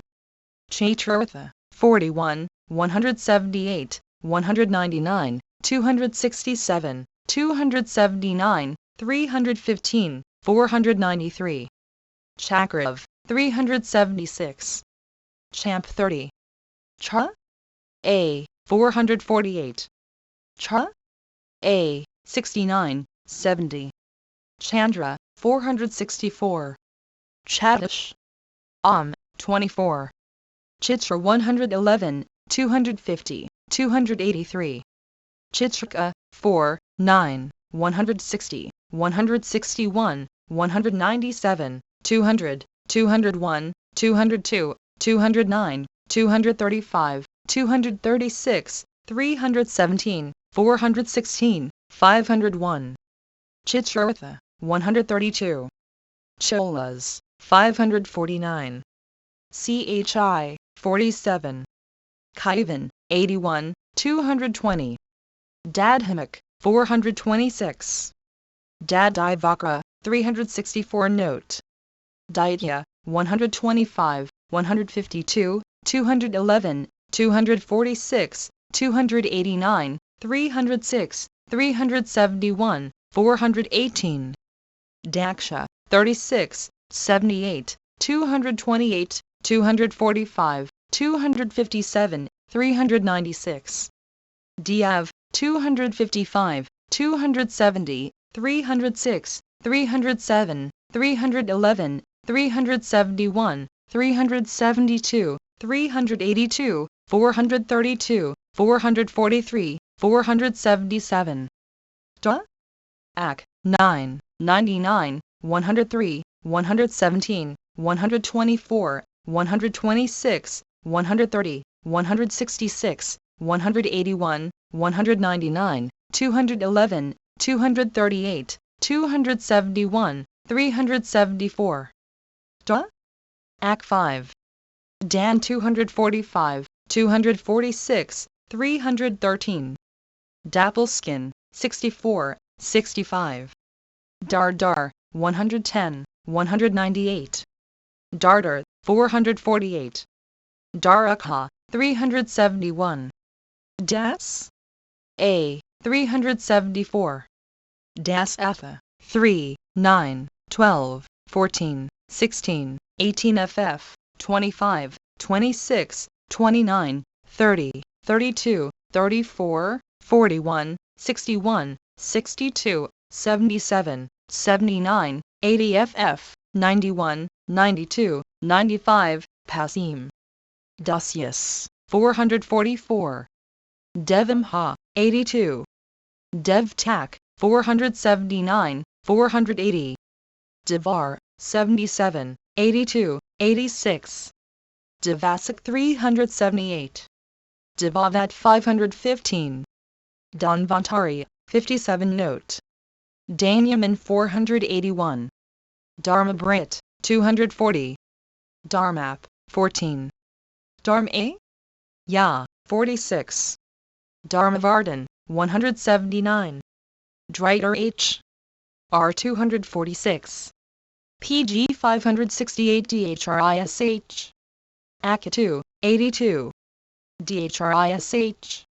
I, 14, 202. Dhruva Sandhi, 81, 219. DHRA, 371, 448. DHR Shah, 433 note, 465, 466. DHR Va, 60, 481. Dundham, 81, 171, 219. DIKSH 44. Dilla, 5 note, 53, 54, 56, 82, 171, 190, 220. Diddy, 58, 59, 245, 246, 323. Dragon, 101. Dri. Hanatra, 68. Drish. I, 202. Dro. A, 464. Dramakulya, 444. Dandubi, 333, 335, 338. Durdar, 420. Durdharsha, 433 note. Durjaya, 256 note. Durmukha, 432, 433 note. Durvaz, 521. Diha? 5, 250, 254, 255, 256, 258, 259, 261, 264, 265, 267-271, 294, 461, 502. Dwaita, 364 note. Dwajihva, 474. Dwivid, 371, 428, 430, 449, 451, 475, 483, 484. Dvivida, 28. Dyamasena, 129. Ikapakas, 549. Ekaza, 179. Fame, 26, 283. Fate, 42, 68, 70, 71, 81, 119, 122, 123, 130, 181, 182, 195, 256, 293, 296, 309, 343, 349, 351, 354, 386, 404, 415, 439, 492. Fire, 2, 30, 45, 49, 218, 374. Fortune, 2, 58, 90, 94, 124, 146, 160, 188, 242, 244, 283, 449, 453. Fire God, 74, 124, 328. G high, 40, 48, 63, 64, 67, 68. Gaja, 364 note, 371, 429, 449, 459. Giava, 518. Gantam and 28, 159, 381, 429, 446, 476. Gandharva, 199, 256, 258, 259, 278, 285, 351, 396, 425, 437, 441, 454, 466, 468, 491. Gandharvas, 267, 270, 281, 283, 306, 307, 308, 318, 364, 370, 375, 377, 388, 394, 409, 420, 432, 449, 455, 472. Gandharv 246, 265. Gangs 7, 9, 37, 38, 45, 48, 49, Pasim. Garga, 133. Garu? 28, 29, 53, 246, 271, 373, 453, 465, 470, 475. Gautam, 60, 61, 62, 505. Gautama, 236. Gav Shah, 364 Note, 429, 449, 468, 475, 476. Gavaya, 364 Note, 371, 429, 448, 468. Gaya, 482. Gay 216. GH 243. Koralu Hamukas, 548. Grid H 46, 198, 367. Jairivirja, 46, 176. Glory, 301. Godar 245, 247, 248, 249, 282, 303, 310, 374, 500. Grakarna, 54. Golub, 351. Gomad 151, 179, 448, 502, 503. Gopa, 199. Yuha, 4, 9, 152-156, 162, 192, 193, 194, 208, 501. Guhiakas, 378. H 198. Hayas, 81, 219. Han 5, 9, 10, 28, 324 FF, 328, 332, 337, 340, 350, 355, 359, 360, 363, 364 Note, 368, 371, 374, 378 FF, 392 FF, 411 FF, 424 FF, 449, 456. Hera, 448. Har 246. H as, 66. Haryasva, 82. H Chinapura, 176. Hastaprish? Hak, 179. PG 569 Havishand, 68. Hayagriva, 346, 376. Hem 198, 382. Hemakandra, 60. Hedi, 515. Himaya, 3, 14, 45, 48, 49, 50, 53, 54, 61, 67, 76, 81, 88. Hymav, 380. Hira? Yakasipu, 391 Note, 407. Hira? Yanha, 500. Hlini, 55, 178.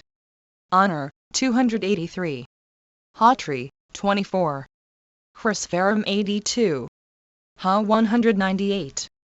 Ikshumat 80, 176. IKSHVU 2, 11, 13, 18, 24, 25, 35, 59, 60, 69, 70, 71, 73, 81, 82, 83, 90, 94, 96, 103, 219, 390. Ilval 241. Indra 2, 5, 13, 14, 25, 28, 29, 36, 39, 40, 43 FF, 50, 56, Pasim. Indra U, 371 Note. Indra, 420, 432, 436, 437, 441, 455, 459 FF, 482, 485. Indra Zatru, 433 Note. Indra Zira, 178. Ir at 246. Ji, 505. Janu, 55. Jnav 49, 55, 154. Jamadini, 85, 86, 87, 119. Jbav, 371, 374, 388, 391, 393, 402, 425, 428, 429, 439, 446, 448, 456, 464, 483, 503. Jambadvip, 51, 373. Jambum 418, 419, 420, 459, 460. Jambaprastha, 179. Jabuvatu, 364 Note.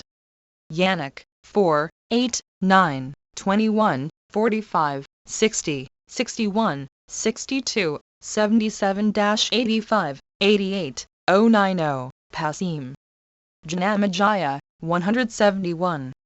Janasth, 225, 251, 254, 255, 264, 265, 271, 281, 282, 294, 295, 298, 308, 404, 439, 454, 463, 474, 493, 500. Jara, 373. Ya? U, 5. Ya? Us, 245, 247, 280, 288, 290, 308, 385 FF, 500, 502. Java, 231. JI, 20, 80, 174, 217, 218, 219, 222. J36. Jalanta, 14, 175. Jumna, 109, 501, 502. Jupiter, 144. Justice, 3, 35, 42, 149, 243, 346, 454. Jodish, 24. Kabandha, 5, 9, 310-316, 446, 500. KADR 246. Kadram 246. Kakus 516. Kaki 3, 4, 9, 27, 32, 88, 96-103, Pasim. Kayla, 38, 85, 92, 96, 110, 111, 267, 286, 357, 364, 368, 369, 373, 378, 421, 431.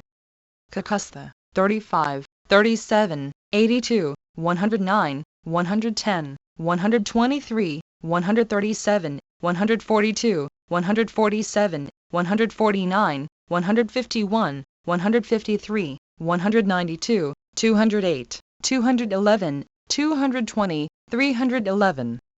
Cal 378. Kayak, 246.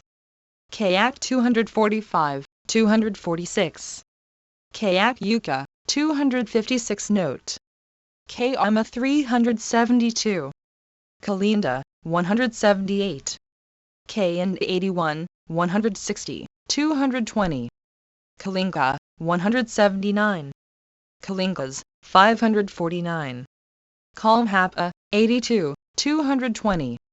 Ka 37, 38, 42, 283, 286, 296. K Boja, 13, 66. PG 570 K Bojas, 66. K Pili, 47. Ka Du, 118, 380, 440.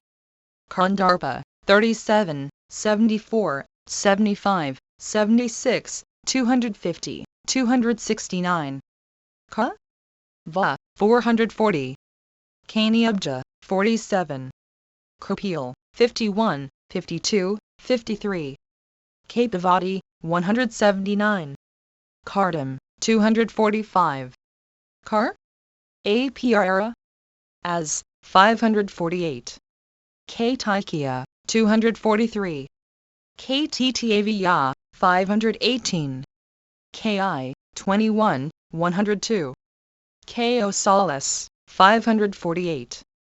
Casnap, 15, 16, 20, 30, 57-59, 80, 81, 86, 87, 91, 92, 118, 219, 215, Pasim. KYN, 505. KYana, 80, 174. Kazali 3, 23, 27, 30, 31, 79, 84, 88, 93, 94, 97, 98, 100, Pasim. Cosby 46.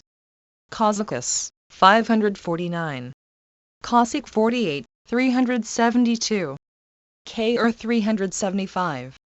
Kostuba, 58. Kaya, 40.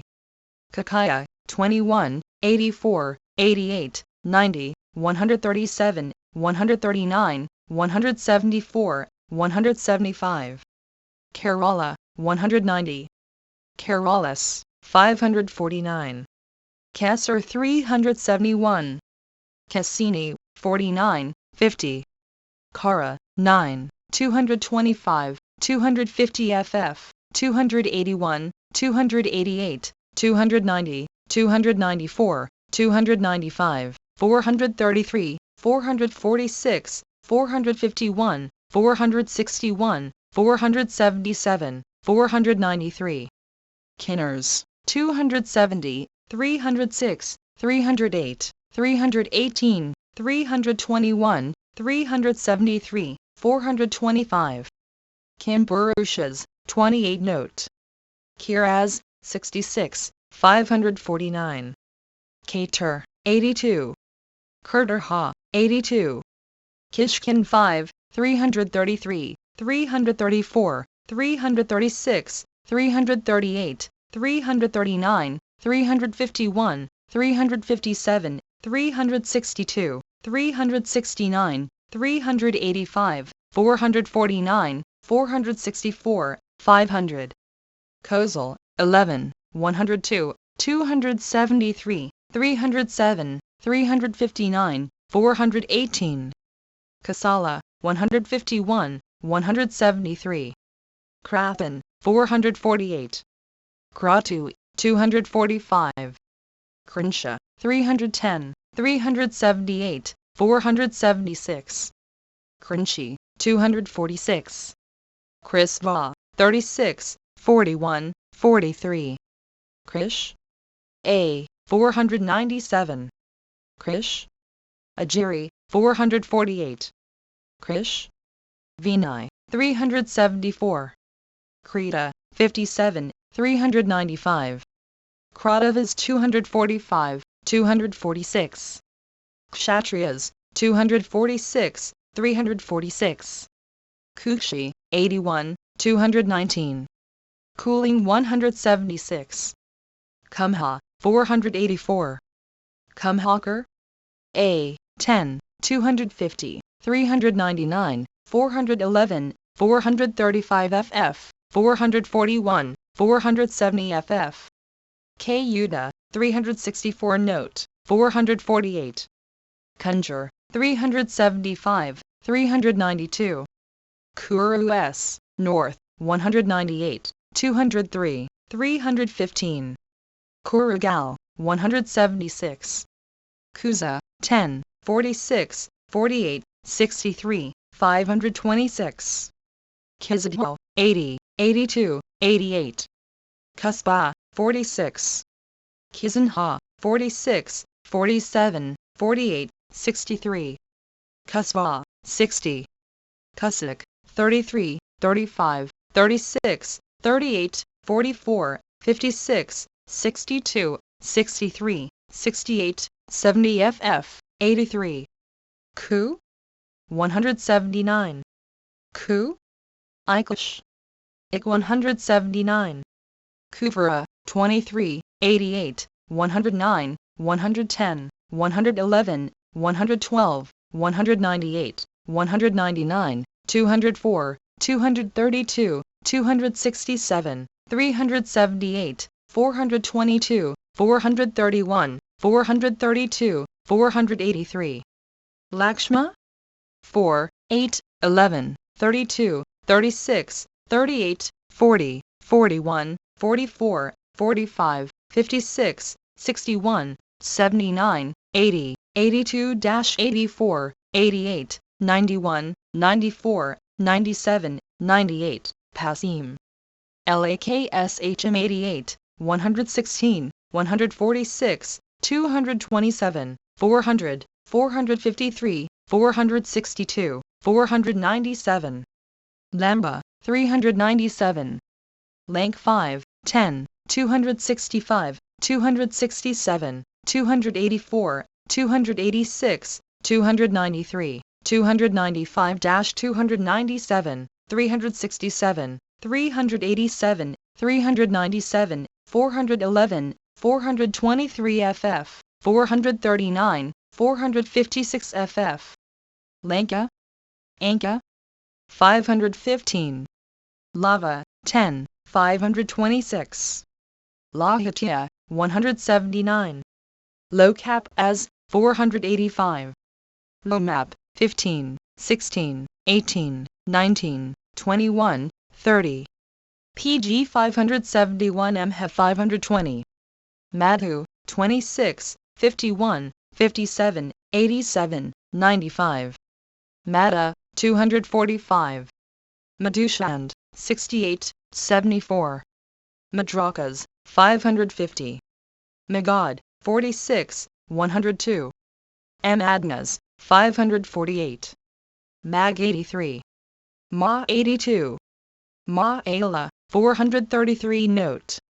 Ma H at, 520, 524, 551, 554. Ma Ava, 61, 515. Ma Appa, 256 note, 260. Ma I, 256 note. Ma Dhrak, 82. Ma Adma, 14, 52. Ma Va, 433, 436, 455, 478, 480, 487. Ma Ath, 68. Ma Am 82. Mayu, 368. Ma Ayla, 368. Mahendra, 28, 59, 86, 87, 88, 140, 167, 213, 243, 244, 307, 336, 344, 364, 368, 370, 375, 490, 531, 554. Maheswar, 369, 498. Ma 372. Mishmat 518. Mahishakas, 549. Mahadar, 433 note, 450, 455, 474, 478 ff. Mahadaya, 46, 70, 71, 488. Maina, 10, 394, 500 note. Maida, 28, 364 note, 371, 428, 430, 439, 449, 451, 458, 482, 483. Makar Shah, 485 note. Malaja, 39. Malvaz, 548. Balaya, 198, 324, 328, 375, 379, 430. 515, 516. In 175, 539. Malyav, 454, 455. Yavit, 515, 516. Az, 38. Mandakar? 240.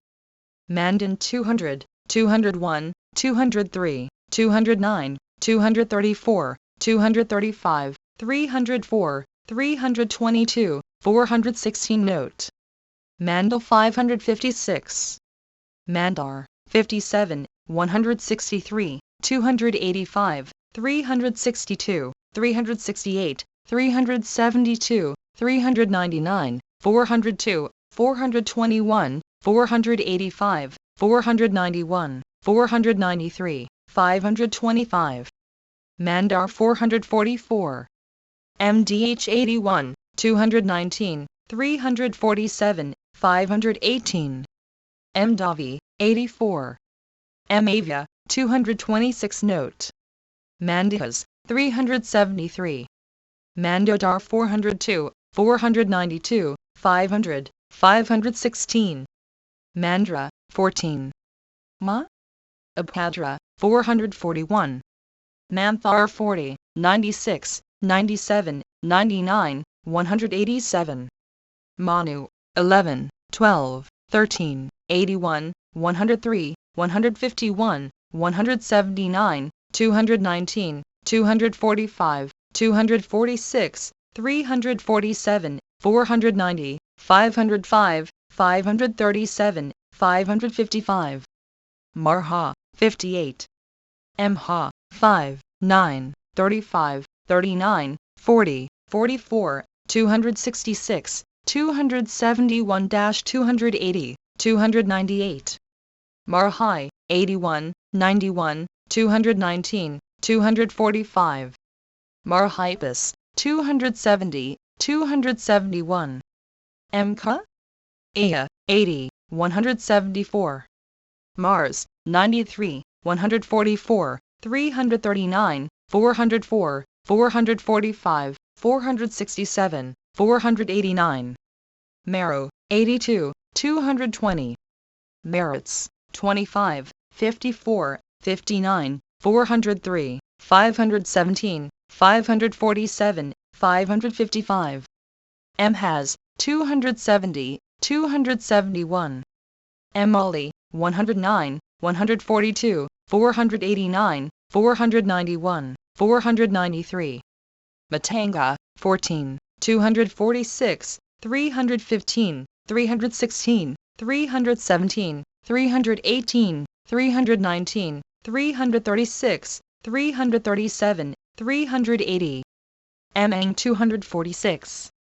Marizva, 389. Matsya, 102, 523, 537, 549. Maya, 293, 382, 432, 488. M293, 521. M333, 334, 379.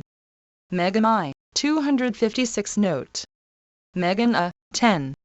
Mekal, 374. Men 49, 394 note. Menak 74. Mercury, 144, 339, 467.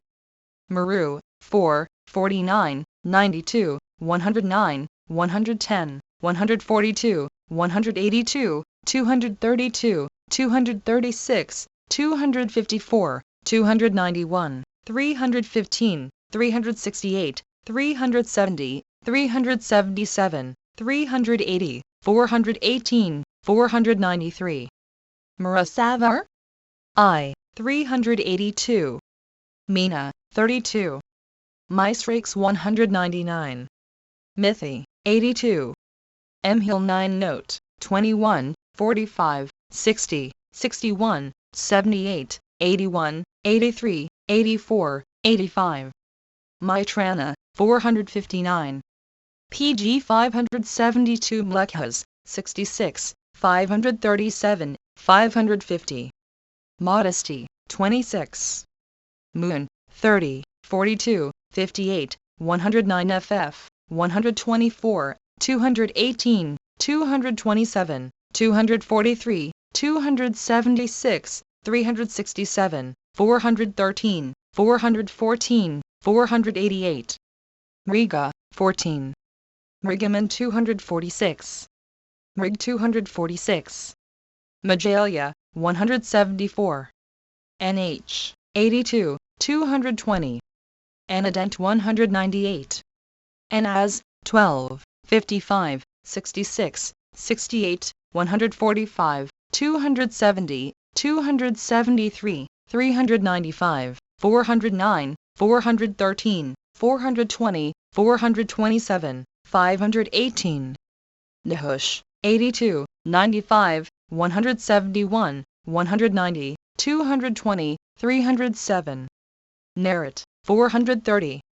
Nala, 10, 340, 364 Note, 428, 444, 445, 448, 449, 468, 475, 483.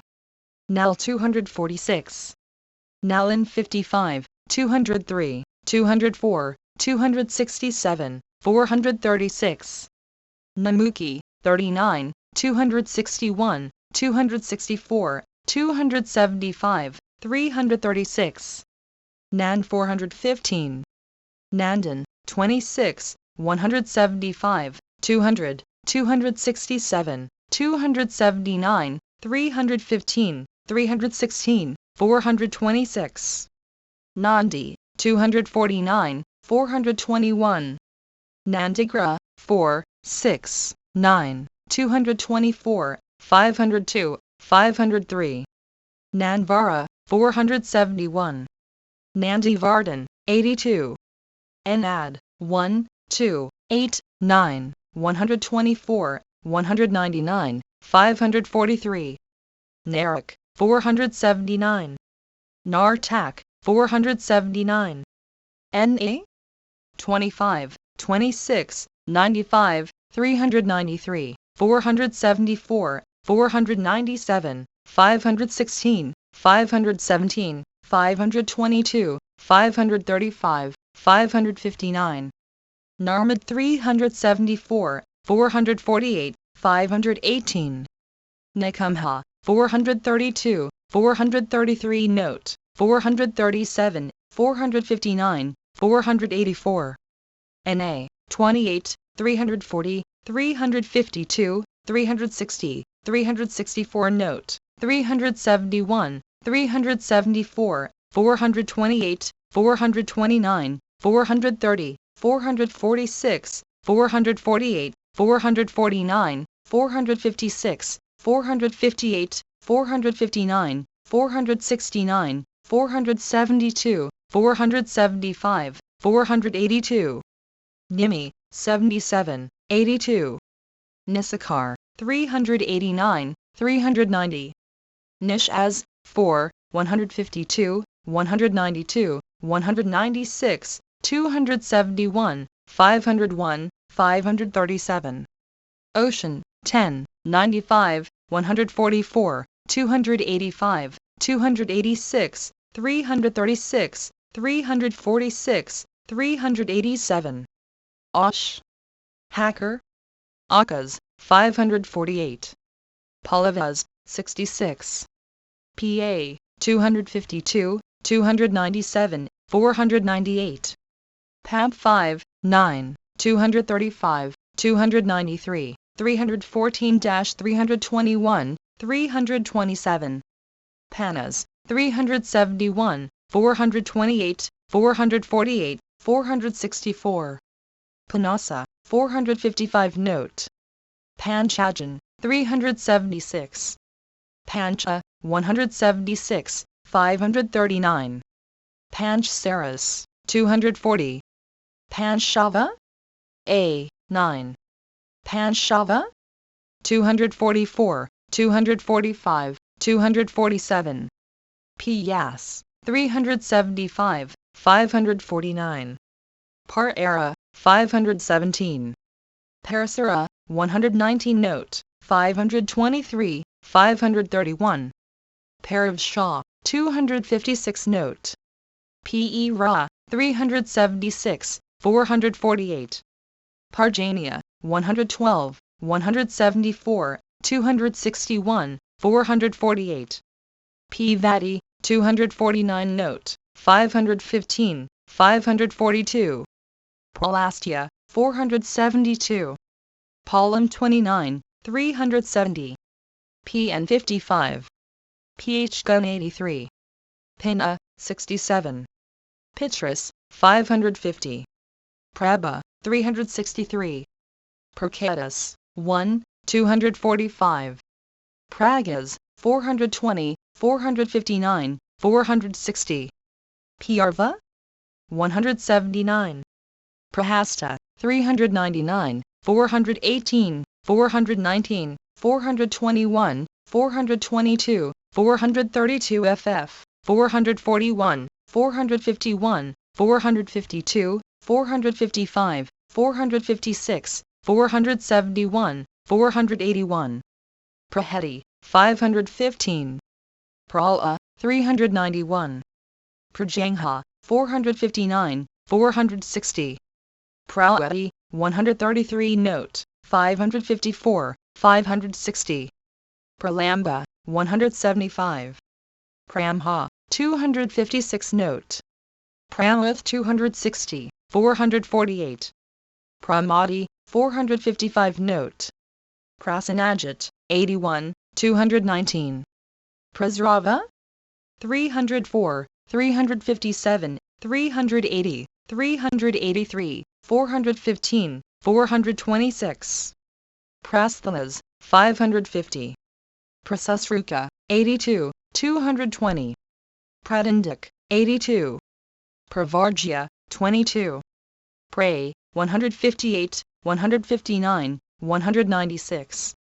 PG 573 Prathu, 81, 219. Prathusia, 256 note. Prish. Haypad 32. Pula, 245. Palastia, 35, 245, 254, 268, 288, 408, 515. Pulandas, 550. Puloma, 370. Punarvasu, 93. Pu? R 199. Pu? Ras, 548, 549. Punji Kasthal 436, 552. Puranda, 522. Purandara, 384, 522. Paravas, 286, 544, 545. Purusha, 256 note, 559. Purushak, 82, 220. Purushotam, 498, 517. PH 124. Pushpak, 10, 80, 286, 499, 519. Pushaya, 32, 90, 92, 94, 96, 98, 109, 126. Rabhasa, 433 note. Arhava, 5 note. Rahu, 5, 9, 22, 32 FF, 50, 56, 61, Pasim. Raganandana, 522. Aru, 93, 223, 261, 272, 303, 351, 480. Rain, Lord of, 92, 222. Aragraha, 174, 175. Ra, Pasim. Arana, 8 note, 10, 11, 541, 542. Rambh 75, 232, 448. Rama, 199. Rasmaka 433 note, 459. Ra, 5, 9, 10, 25, 26, 32, 35, Pasim. Re, Uk 63, 119. Richa, 48, 73, 86. Right, 42, 68. Riksharjas, 386, 442. Rikshav, 448. Rishabh, 373, 375, 429, 446, 476, 483. Rish, Ekus, 549.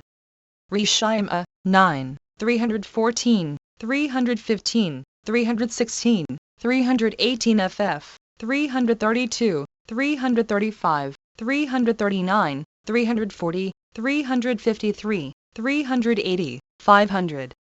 Rishi Asring, 15-24, 29, 30.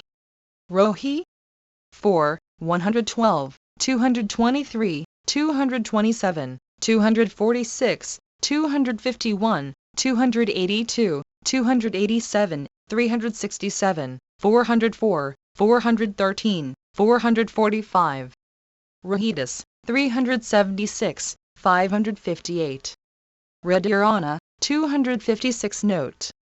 Redra, 49, 57, 67, 77, 78, 162, 249, 257, 264, 283, 296, 378, 413, 483. Redras, 246, 558. Rukmi, 517.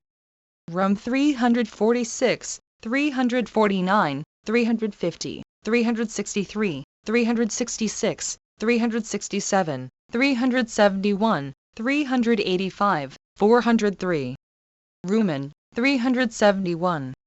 Sac 29, 202, 234, 238, 276, 286, 297, 370, 408, 415, 494, 519, 522. Eshias, 490, 555, 558, 559. Sagar, 11, 50 ff, 82, 119, 137, 171, 441. Sahadeva, 60. Saya, 429, 430. Savya, 104, 107, 171, 533. Sakas, 66, 550. Sakra, 75, 234, 307, 313, 336, 344, 448, 464. Esmal 176, 539. Esya Carton, 178. SN, 186, 326, 359. Sambar, 479. Sambara, 99, 100. Sampai, 5, 9, 246, 364 note, 385, 387 ff, 412, 455 note, 459, 460, 464. Samprakshaz, 235. Sanatkim, 15, 16. Sandhi 515. Sanaz, 36. Sanhra, 474. Sanishar, 283. Sankan, 82.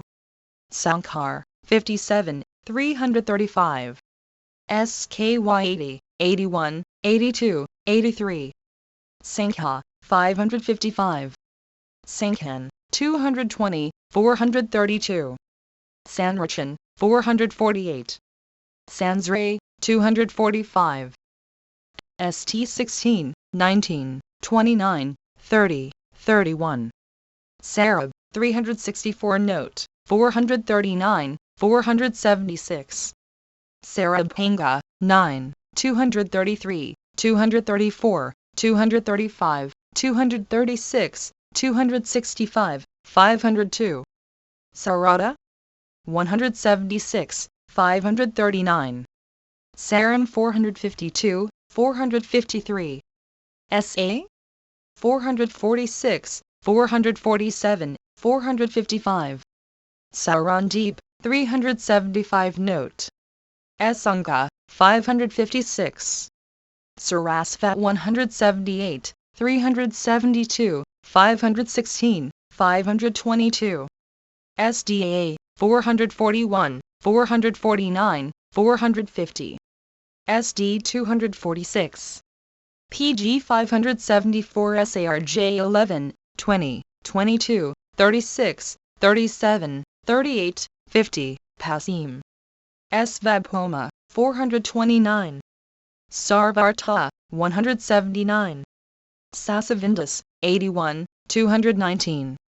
Satabali, 371, 377, 379, 380. SATADR 178, 539. Saturad 231. Saturdayanda, 62, 63, 77, 79, 80, 81, 84. Citruna, 32, 83, 84, 88, 89, 97, Pasim.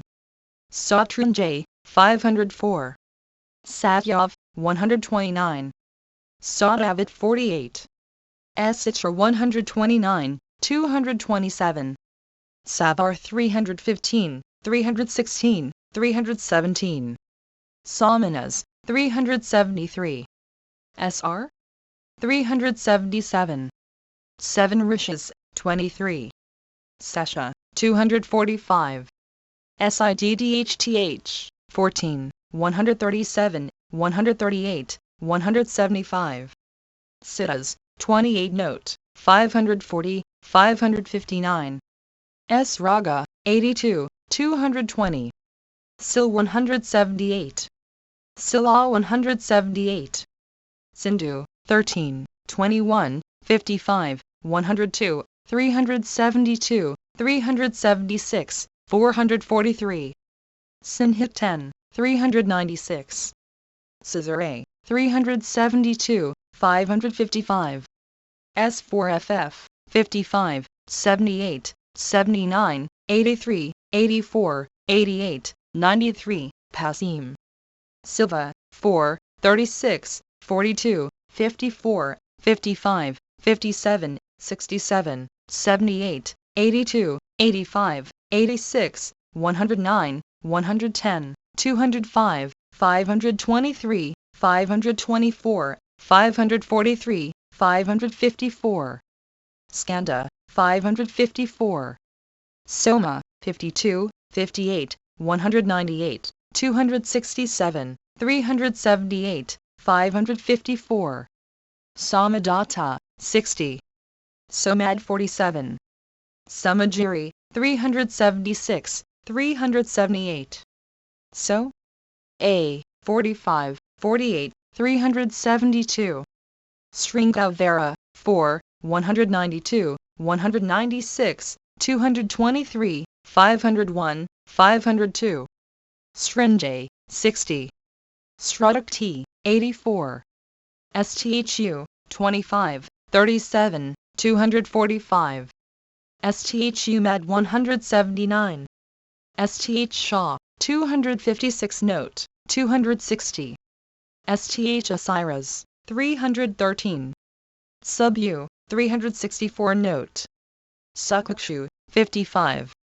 Suchandra, 60. Suchi, 238. Sud 178. Sudan, 81, 176. Sudarsan, 82, 83, 220, 373, 378, 448. Sudarsand, 374. Sudhan 82. Sudriti, 82. Sras, 6, 13, 246. Sugra, 5, 6, 9, 28, 29, 314, 316, 318, 324 ff, 337, 339, 344, 346 ff, 371, 375 ff, 412, 414, 422, 424, 430, 439 ff, 446, 450, 519, 545. Sukha, 442, 446, 447, 455 ff. Sukasa, 515, 516. Sukha 2, 39, 82. Suk 246. Sukra, 124, 210, 279, 384, 429. Samai, 515, 516. Samad 46. Sumantra, 15, 16, 19, 21, 80, 92, Pasim. Sumati, 49, 50, 59, 60. Sumitra 27, 30, 32, 88, 94, Pasim. Sun, 93, 109, 110, 124, 243. Sunha, 425. Sunasatha, 72, 73, 74. Sunda, 35, 39. Sunatra, 364 Note. Super? A, 53, 125, 231, 343, 349, 388. Supsva, 388. Supala, 364 Note. Suptana, 433 Note. Sur 58. Shurab 183, 246. Surapati, 522. Suras, 58. Suras 246, 395. Sur H. Ra, 21, 102, 376. Sazenas, 550. Espa? Ak 5, 9, 249 ff, 267 ff, 288, 502. Sya, 555. Sy Shah, 364 Note. Sya Satru, 433 Note. Sev, 375. Sasanti, 81, 219. Sush? 28, 351, 364 Note, 376, 379, 380. Sutanu, 199. Sud Sh. A, 9, 234, 236, 237, 240, 241.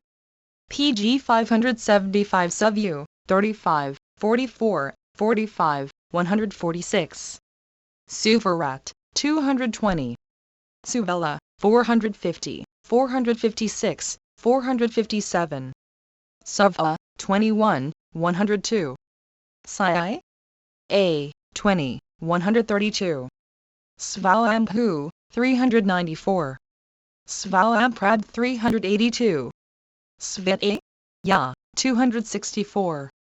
Swarga, 54, 101, 202, 493. Swar? Aram 82. Sweta, 448. Saya, 160. Siandig 151. Sianad 256 Note, 260. Sign 246. T Act 38, 39, 40, 41. T Akia, 266. Tatara, 132. Takshak, 432. Takshaka, 267. T Ajanghas, 81, 219. Thomas 7, 147, 148, 149. TR 245, 246. T Rapper, 375. Tapan, 459, 555. TA, 364 Note, 379 FF. T9, 336, 349 FF, 355, 359, 362, 363, 366, 367, 369, 371, 385, 403, 449, 546. TAC, 430. Tikshaya, 214. Ten Nect, 250. 33 Gods, 51.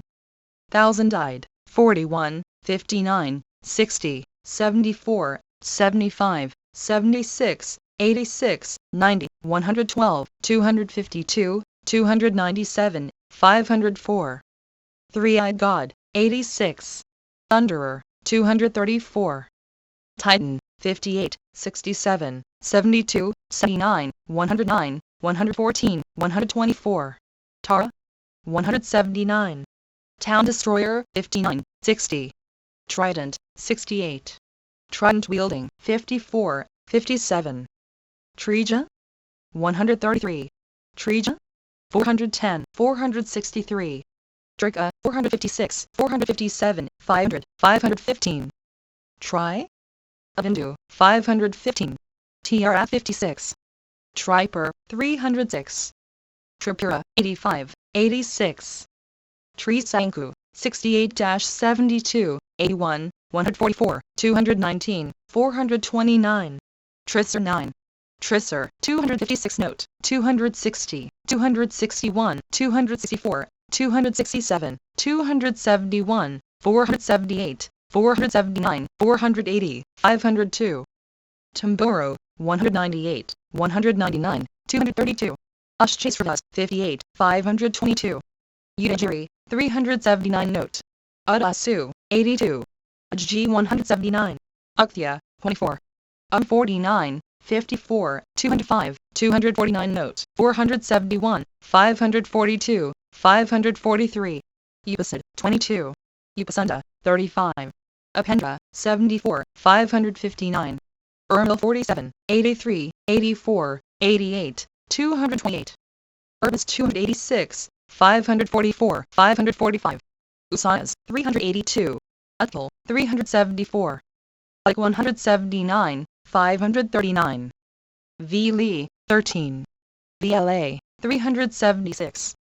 Vani, 555. Vidyaj, 375. Vajayanta, 99, 179, 522. Vaikasis, 270, 271, 374. Vainataya, 388. Vaisrava, 265, 285, 378, 414, 515. Vasius, 246. Vaitara, 293. Vadra, 376.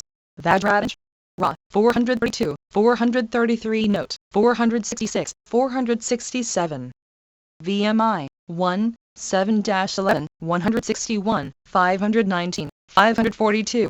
Vyadeva, 14, 79, 80, 91, 174, 222, 505.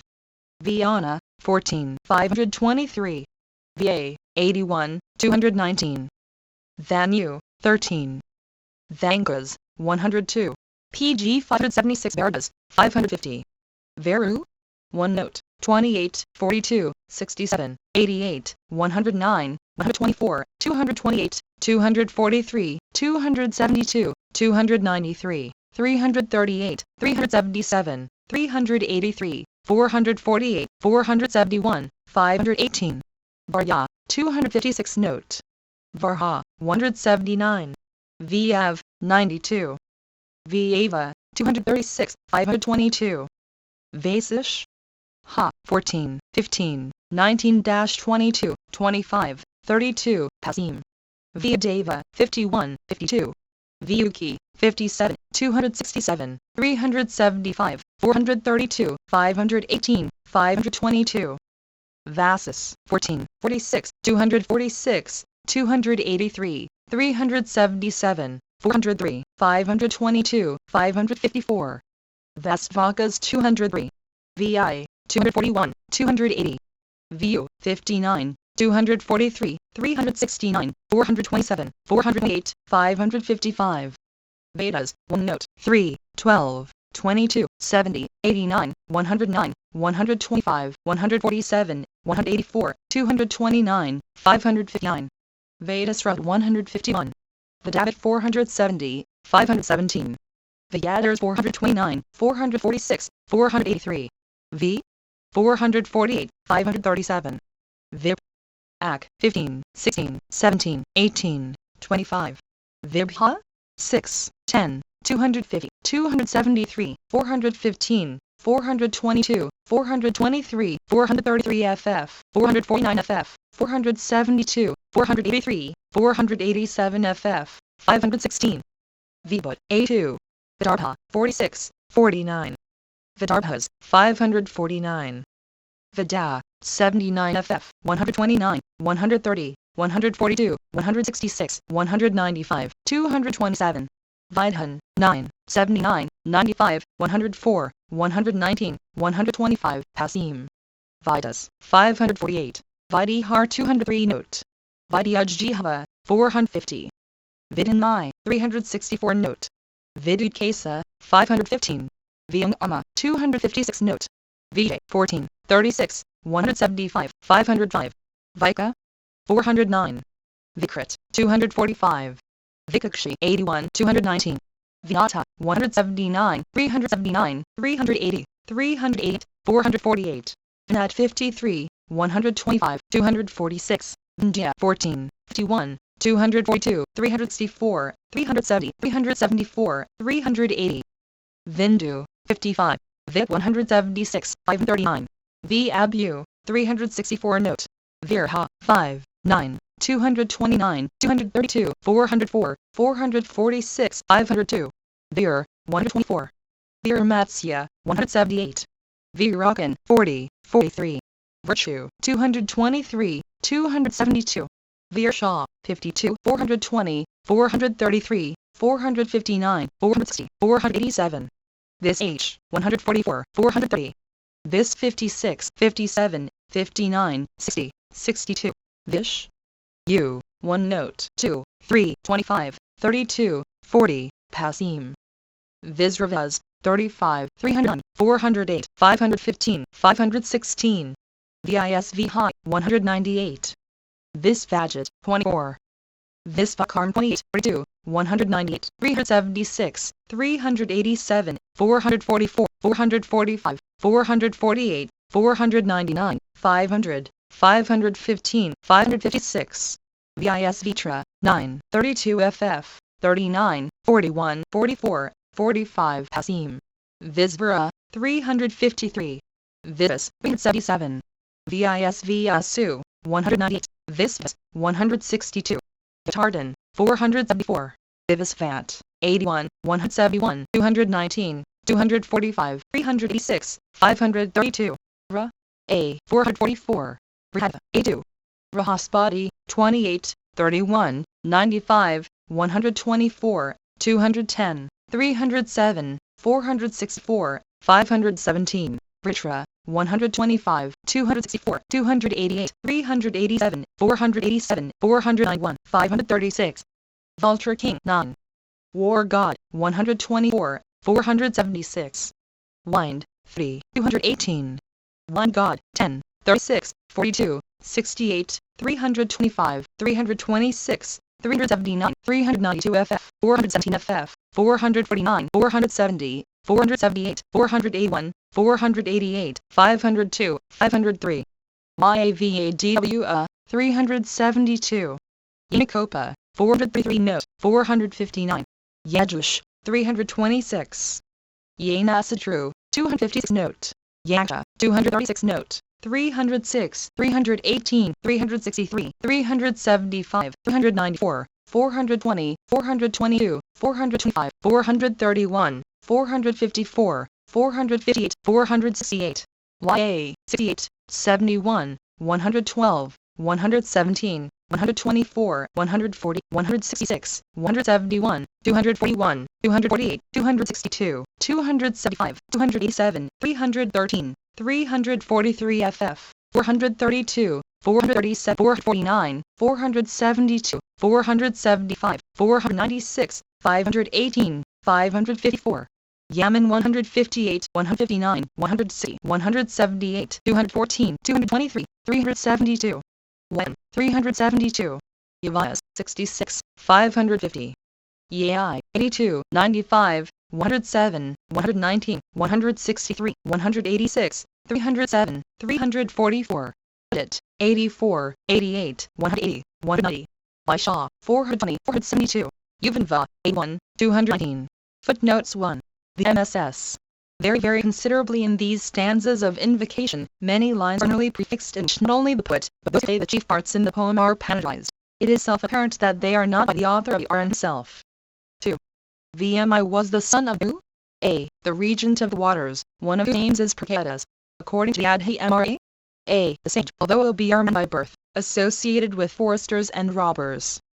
Attacking on one occasion the 7 rishis, they expostulated with him successfully, and taught him the mantra of Ra reversed, or Marma, inaudible repetition of which he remained immovable for thousands of years, so that when the sages returned to the same spot they found him still there, converted into a vom or anthill, by the nests of termites, whence his name of VMI. Wilson. Specimens of Hindu Theatre, Dole. I pages 313. VMI said to have lived a solitary life in the woods. He is called both a muni and a rishi. The former word properly signifies an anchorite or hermit. The latter has reference chiefly to wisdom. The two words are frequently used promiscuously, and may both be rendered by the Latin dates in its earliest meaning of seer. VMI was both poet and seer, as he is said to have sung the exploits of Ari by the aid of divine insight rather than of knowledge naturally acquired. Schlegel. 3. Literally, Kokila, the co, or Indian cuckoo. Schlegel translates Lucinium. 4. Comparison with the Ganges is implied, that river being called the purifier of the world. 5. This name may have been given to the father of VMI allegorically. If we look at the derivation of the word pra before and chetas, mind it is as if the poet were called the son of Prometheus, the forethinker. Schlegel. 6. Called in Sanskrit also Bak? A. And in Hind BK, that is the book describing Ra's childhood, Ba meaning a boy up to his 16th year. 7. A divine saint, son of Brahm, he is the eloquent messenger of the gods, a musician of exquisite skill, and the inventor of the V or Indian lute. He bears a strong resemblance to Hermes or Mercury. 8. This mystic syllable, said to typify the supreme deity, gods collectively, the Vedas, the 3 spheres of the world, the 3 holy fires, the 3 steps of Vish, etc., prefaces the prayers and most varied writings of the Hindus. 9. This colloquy is supposed to have taken place about 16 years after Ra's return from his wanderings and occupation of his ancestral throne. 10. Called also Srnlaksh and the consort of Vish. U, the queen of beauty as well as the D Fortuna. Her birth in the full-flushed way is described in Canto XLV of this book 11. One of the most prominent objects of worship in the Rig Veda, Indra was superseded in later times by the more popular deities Vish, U and Siva. He is the god of the firmament, and answers in many respects to the Jupiter Pluvius of the Romans. See additional notes. 12. The second god of Trinity or Indian Trinity. Derived from the root vis penetrate, the meaning of the name appears to be who penetrates or pervades all things. An embodiment of the preserving power of nature, he is worshipped as a savior who has 9 times been incarnate for the good of the world and will descend on earth once more. See additional notes and more Sanskrit texts Pasim. 13. In Sanskrit Devarshi. Rishi is the general appellation of sages, and another word is frequently prefixed to distinguish the degrees. A Brahmarshi is a theologian or Brahmanical sage. A Arshi is a royal sage or saint king. A Devarshi is a divine or deified sage or saint. 14. Trio? A. Literally no of the 3 times. Both Schlegel and Garcia quote Homer's. D. T.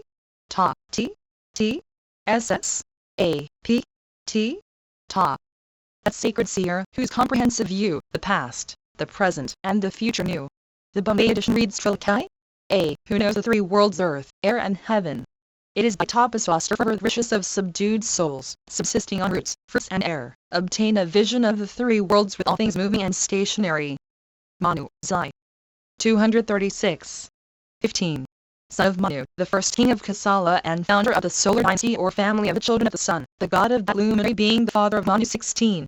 The Indians paid great attention to the art of physiognomy and believed that character and fortune could be foretold not from the face only but from marks upon the neck and hands. 3 lines of chin like those at the mouth of a coxswain were regarded as a peculiarly auspicious sign indicating, as did also the mark of Vish. Used discus on the hand, one born to be a Chakravartin or universal emperor. In the palmistry of Europe the line of fortune, as well as the line of life, is in the hand. Cardan says that marks on the nails and teeth also show what is to happen to us. Sunt etiam in nobis vestigia quam futurum eventuum in unguibus et etiam in dentibus. Though the palmy days of Indian pyromancy have passed away, the art is still to some extent studied and believed in. 17. Long arms were regarded as a sign of heroic strength. 18. Veda means originally knowing or knowledge, and this name is given by the Brahmans not to one work, but to the whole body of their most ancient sacred literature. Veda is the same word which appears in the Greek, I know, and in the English wise, wisdom, to wit. The name of Veda is commonly given to 4 collections of hymns, which are respectively known by the names of Rig Veda, Yajur Veda, Sa Veda, and Atharva Veda. As the language of the Veda, the Sanskrit, is the most ancient type of the English of the present day. Sanskrit and English are but varieties of one and the same language, so its thoughts and feelings contain in reality the first root and germs that intellectual growth which by an unbroken chain connects our own generation with the ancestors of the Aryan race. If those very people who at the rising and setting of the sun listened with trembling hearts to the songs of Veda, that told them of bright powers above, and of a life to come after the sun of their own lives had set in the clouds of the evening. These men were the true ancestors of our race, and the Veda is the oldest book we have which to study the first beginnings of our language, and of what is embodied in language. We are by nature Aryan, Indo-European, not Semitic. Our spiritual kith and kin are to be found in India, Persia, Greece, Italy, Germany, not in Mesopotamia, Egypt, or Palestine. Chips from a German workshop, Vol. Pages 8. 4. 19. As with the ancient Persians and Scythians, Indian princes were carefully instructed in archery, which stands for military science in general, of which, among Hindu heroes, it was the most important branch. 20. Chief of 3 queens of Dasaratha and mother of Ra. 21. From he must know, Greek. E. Latin Hems and I abode, the mansion of snow. 22. The Msa, Hindu, Chandra etc. is masculine with the Indians as with the Germans. 23. Kuvara, the Indian Plutus, or god of wealth. 24. The events here briefly mentioned will be laid only in the course of the poem. The first 4 cantos are introductory, and are evidently the work of a later hand than Valmiki's. 25. Chandra, or the moon, is fabled to have been married to 27 daughters of the patriarch Daksha, or Aspen, and the rest, who are in fact personifications of the lunar asterisms. His favorite amongst them was Rohi, to whom he so wholly devoted himself as to neglect the rest. They complained to their father, and Daksha repeatedly interposed, till, finding his remonstrances vain, he denounced curse upon his son-in-law, in consequence of which he remained childless and became affected by consumption. The wives of Chandra having interceded in his behalf with their father, Daksha modified an invocation which he could not recall, and pronounced that the case should be periodical only, not permanent, and that it should alternate with periods of recovery. Hence the successive wane and increase of the moon. Padma, Pura, Swargaka, A. Sakai. Rohi. In astronomy is the 4th lunar mansion, containing 5 stars, the principal of which is Aldebaran. Wilson, Specimens of the Hindu Theatre. Vol. I. Pages 234. The Bengal recension has a different reading. Shown with her husband like the light attendant on the Lord at night. 26. Garb prescribed for ascetics by Manu. 27. Mount Meru, situated like Kaila in the lofty regions to the north of the Himalayas, is celebrated in the traditions and myths of India. Meru and Kaila are the 2 Indian Olympi. Perhaps they were held in such veneration because the Sanskrit-speaking Indians remembered the ancient home where they dwelt with the other primitive peoples of their family before they descended to occupy the vast plains which extend between the Indus and the Ganges. Oresio. 28. The 3rd god of the Indian triad, the god of destruction and reproduction. See additional notes. 29. The epithet Dwaita, or twice-born, is usually appropriate to be a man's, but is applicable to the 3 higher castes. Investiture with the sacred thread and initiation of the neophyte into certain religious mysteries regarded as his regeneration or second birth. 30. His shoes to be a memorial of the absent heir and to maintain his right. K. in Raguva? Saw, XII. 17. Says that they were to be Advaita or guardian deities of the kingdom. 31. Yeah? You, a semi-divine bird, the friend of Ra, who fought in defense of S32. Who was one of the most celebrated ancestors of Ra, who most appellation is, therefore, Arhava or descendant of Rahu. K. Ida in the Rahura. Sa makes him the son of Dile and great-grandfather of Ra. Seals from the Sanskrit, Aya and Dile. 33. Dundubi. 34. literally 10 yojanas. The yojan is a measure of uncertain length variously reckoned as equal to 9 miles, 5, and a little less. 35. Salon. 36. The Ganesha Soka is a most beautiful tree bearing a profusion of red blossoms. 37. Brahma the creator is usually regarded as the first god of the Indian Trinity, although, as Kayada says, of Brahmish, Silva, each may be first, second, third, amid the blessed three. Brahm had guaranteed as life against all enemies except man. 38. Ocean personified. 39. The rocks lying between Ceylon and the mainland are still called Ra's Bridge by the Hindus. 40. The Brahmans, with a system rather cosmogonical than chronological, divide the present mundane period into 4 ages or yugas as they call them, the Krita, the Treta, the DW era, and the Kali. The Krita, called also the Deva Yuga or that of the gods, is the age of truth, the perfect age. The Treta is the age of the 3 sacred fires, domestic and sacrificial. The DW era is the age of doubt. The Kali, the present age, is the age of evil. Oresio. 41. The ancient kings of India enjoyed lives of more than patriarchal length as will appear in the course of the poem. 42. Ras, men of the and lowest pure caste were not allowed to read the poem but might hear it recited. 43. The 3 slokas or distichs which these 12 lines represent are evidently a still later and very awkward addition to the introduction. 44. There are several rivers in India of this name, now corrupted into Tons. The river here spoken of is that which falls into Ganges a little below Allahabad. 45. In Book 2nd, Canto Live, we meet with a saint of this name presiding over a convent of disciples in his hermitage at confluence of the Ganges and the Jumna. Thence the later author of these introductory cantos has borrowed the name in person, inconsistently indeed, but with the intention of enhancing the dignity of the poet by ascribing to him so celebrated a disciple. Schlegel. 46. The poet plays upon the similarity in sound of the 2 words. Soka means grief, sloka the heroic under which the poem is composed. It need scarcely be said that the derivation is fanciful. 47. Brahm the creator is usually regarded as the first person of the divine triad of India. The 4 heads with which he is represented are supposed to have allusion to the 4 corners of the earth which he is sometimes considered to personify. As an object adoration, Brahm has been entirely superseded by Shiva and Vish. In the whole of India there is, I believe, but one temple dedicated to his worship. In this point the first of the Indian triad curiously resembles the last of the divine fraternity of Greece, as brother of Zeus and Poseidon. In all Greece, says Pausanias, there is no single temple of As, except at a single spot in Elis. See Gladstone's Juventus Mundi, pages 253. 48. The Arga or Argaya was a libation or offering to a deity, a Brahman, or other venerable personage. According to one authority it consisted of water, milk, the points of hay grass, curds, clarified butter, rice, barley, and white mustard. According to another, of saffron, bell, unbroken grain, flowers, curds, DB grass, Ka grass, and sesamum. 49. Daughter of Yannick King of M Hill 50. I congratulate myself, says Schlegel in preface to his, alas, unfinished edition of the art and, that, by the favor of the Supreme Deity, I have been allowed to begin so great a work. I glory and make my boast that I do after so many ages have helped to confirm that ancient oracle declared to VMI by the Father of gods and men. Dum stabunt mundis, campis dum flumina current, usque tuum toto carmen celebrabar orb. 51. The sipping of water is a requisite introduction of all rites. Without it, says the Opera, all acts of religion are vain. Holbrook 52. The Darhha or Kusa pisanogeroids, a kind of grass used in sacrifice by the Hindus as Serbina was by the Romans. 53. The direction in which the grass should be placed upon the ground as a seat for the gods, on occasion of offerings made to them. 54. Parasarayarai with the axe. See Canto LXXIV. 55. Esvada was the country of which M Hill was the capital. 56. The twin sons of Ra and S born after Ra had repudiated S and brought in the hermitage of VMI. As they were the first rhapsodists, a combined name Kaseva signifies a reciter of poems, or an improvisator, even to the present day. 57.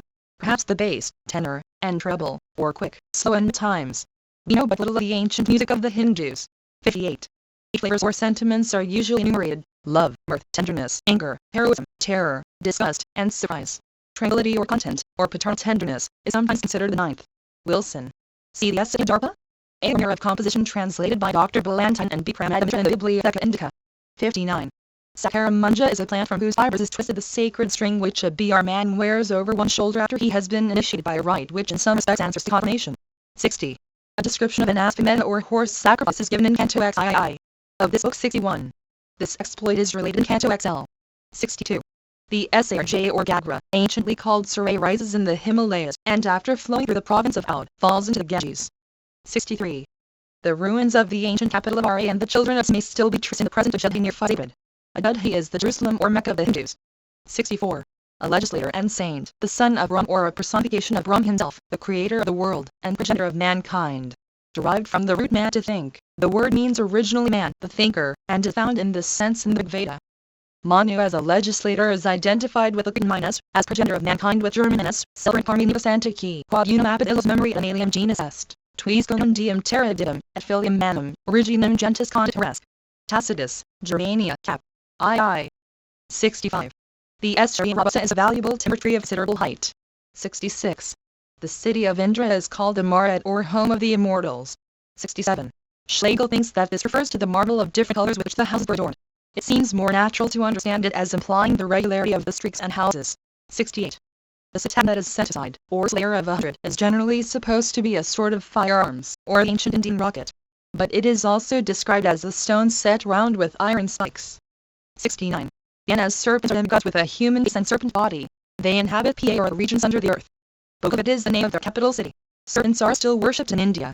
See Ferguson tree and serpent worship 70. The fourth and lowest pure caste whose duty was to serve the three first classes.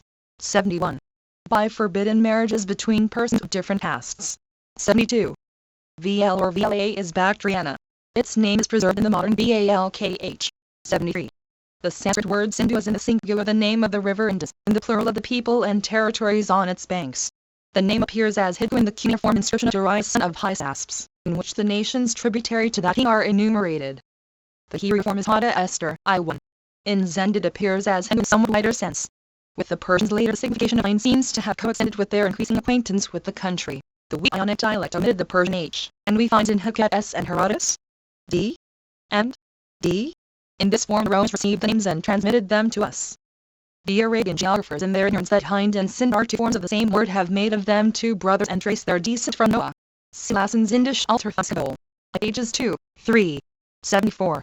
The situation of Vanu is not exactly determined. It seems to have linked to the northwest of India. 75. Kamboja was probably still further to the northwest. Lassen thinks that the name is etymologically connected with Cambyses, which the cuneiform inscription of Behistun is written Ka'am, Bujia. 76. The elephants of Indra and other deities who preside over the 4 points of the compass. 77. There are 4 kinds of elephants. 1 patter. It is well proportioned, has an erect head, a broad chest, large ears, a long tail, and is bold and can bear fatigue. 2 mad. It is black, has yellow eyes, a uniformly sized body, and is wild and ungovernable. 3 merg. It has a white skin, with black spots. 4 mere. It has a small head and obeys readily. It gets frightened when it thunders. Akbar. Translated by Blockman, of 41, The Imperial Elephant Sale 78. Yagi means not to be fought against. 79. Attendants of Indra, 8 gods whose names signify fire, light and its phenomena. 80. Kasap was a grandson of the god Ram. He is supposed to have given his name to Kashm equal Kasyapa Emma, Kasap sake 81. The people of Unga. Unga is said in the lexicons to be Bengal. But here certainly another region is intended situated at confluence of the Sarj with the Ganges, and not far distant from Dasarafa's dominions. Goresio. It comprised part of Ahmedpagulpur. 82. The co or cocula cuculus indicus as the harbinger of spring love is a universal favorite with Indian poets. His voice when first heard in a glorious spring morning is not unpleasant, but becomes in the hot season intolerably wearisome to European ears. 83. Suns and paradise are intimately connected in Indian belief. A man desires above everything to have a son to perpetuate his race, and to assist with sacrifices and funeral rites to make him worthy to obtain a lofty seat in heaven or to preserve that which he has already obtained. Goresio. 84. One of the Pleiades and generally regarded as the model of wifely excellence. 85. The Hindu years divide into 6 seasons of 2 months each: spring, summer, rains, autumn, winter, and dews. 86. It was essential that the horse should wander free for a year before immolation, as a sign that his master's paramount sovereignty was acknowledged by all neighboring princes. 87. Called also Vidya, later Tirabhuti, corrupted into the modern Tirhut, a province bound on the west and east by Gadak and Cossack rivers, on the south by the Ganges, and on north by the skirts of the Himalayas. 88. The celebrated city of Benares. See Dr. Hall's and exhaustive monograph The Sacred City of the Hindus, by Rev. M. A. Sharing. 89. Kakaya is supposed to have been in the PANJ. The name of the king was Asvapati, lord of horses, father of Dasarafa's wife Kaki. 90. Surat. 91. Apparently in the west of India not far from the Indus. 92. The Pravarjan ceremony lasts for 3 days, and is always performed twice a day, in the forenoon and afternoon. It precedes the animal and soma sacrifices. For without having undergone it, no one is allowed to take part in the solemn soma feast prepared for the gods. Hogs Ataria branch Am. Bowl. II. Pages 41 OQV. 93. Upasads. God said, let us perform the burnt offerings called upasads, that is besieging. For by means of an upasad, that is besieging, they conquer a large fortified town. Bid. Pages 32. 94. The soma plant, or Asclepias achita. Its fermented juice was drunk and sacrificed by the priests and offered to the gods who enjoyed the intoxicating draught. 95. Commensimonum intervallus brachmacundi, solertes, crebus sermones de veritatis instituent, alterum incendi capiti. This public disputation in the assembly of the Armans on the nature of things, and the almost fraternal connection between theology and philosophy deserves some notice. Whereas the priests of some religions are generally but little inclined to show favor to philosophers, nay, sometimes persecute them with the most rancorous hatred, as we are taught both by history and experience. This sloka is found in the NSS of different recensions of the art, and we have, therefore, the most trustworthy testimony to the antiquity of philosophy among the Indians. Schlegel. 96. The yogas or appendices of the Vedas, pronunciation, prosody, grammar, ritual, astronomy, and explanation of obscurities. 97. In Sanskrit, the Lamarmlos. He who desires food and wishes to go fat ought to make his way a sacrificial post of bilba wood. Ramayana. Bull. II. Pages 73. 98. The Mimosa Kadaju. He who desires heaven ought to make his way of khr wood. Bid. 99. The beauty of frondosa. He who desires beauty and sacred knowledge ought to make his way of pala wood. Bid. 100. The cardiolatifolia. 101. A kind of pine. The word means literally a tree of the gods. Compare Hebrew. Trees of the Lord. 102. The Hindus call the constellation of Ursa Major the 7 rishis or saints. 103. A minute account of these ancient ceremonies would be out of place here. Nish. Oma is name of a sacrifice, or rather a series of offerings to fire for 5 days. It is the first and principal part of the Jyotish. Oma, one of the great sacrifices in which especially the juice of the soma plant is offered for the purpose of attaining swarga or heaven. Goldgar's Dictionary. The Nish. Oma is 80. It is called so because they the gods praise him with this stoma. They called it so to hide the proper meaning of the word, for the gods like to hide the proper meaning of words. On account of 4 classes of gods having praised Ani with 4 stomas, the whole was called Chatish. Oma contained 4 stomas. The Nish. Oma is called Jyotish. Oma, for they praised Ani when he had risen up to the sky in the shape of a light Jyotis. This Nish. Oma is a sacrificial performance which has no beginning and no end. Og's 8 area branchma. The Atirva, literally lasting through the night, is a division of the service of the Jyotish. Oma. The Abhijit, the everywhere victorious, is the name of a subdivision of the great sacrifice of the Galvanaya. The Vistadit, or the all-conquering, is a similar subdivision. Us is the name of a service forming a division of the Abhiplava sacrifice. The Apri is the 7th or last part of the Jyotish. Oma, for the performance of which it is not essentially necessary, but a voluntary sacrifice instituted for the attainment of a specific desire. The literal meaning of the word would be in conformity with the Pearl. Haman, a sacrifice which procures the attainment of the desired object. Goldgar's Dictionary. The Uthya is a slight modification of the Nish. Oma sacrifice. The noun to be supplied to it is kratu. It is a soma sacrifice also, and one of the 7 saws, this or component parts of the Jyotish. Oma. Its name indicates its nature. For Uktha means, what refers to the Uktha, which is an older name for Shtra, that is recitation of one of the Hatri priests at the time of the Soma libations. Thus this sacrifice is only a kind of supplement to the Nish. Oma. Ha. I. B. 104. 4 classes of priests were required in India at the most solemn sacrifices. 1. The officiating priests, manual laborers, and acolytes, who had chiefly to prepare the sacrificial ground, to dress the altar, slay the victims, and pour out the libations. 2. The choristers, who chant the sacred hymns. 3. The reciters or readers, who repeat certain hymns. 4. The overseers or bishops, who watch and superintend the proceedings of the other priests, and ought to be familiar with all the Vedas. The formulas and verses to be uttered by the 1st class are contained in the Yajur Veda Sandhi. The hymns to be sung by the 2nd class are in the Song of Veda Sandhi. The Atharva Veda is said to be intended for the Brahmin or overseer, who is to watch the proceedings of the sacrifice, and to remedy any mistake that may occur. The hymns to be recited by the 3rd class are contained in the Rig Veda, chips from a German workshop. 105. The merits of winds, deified in the religion of the Veda like other mighty powers and phenomena of nature.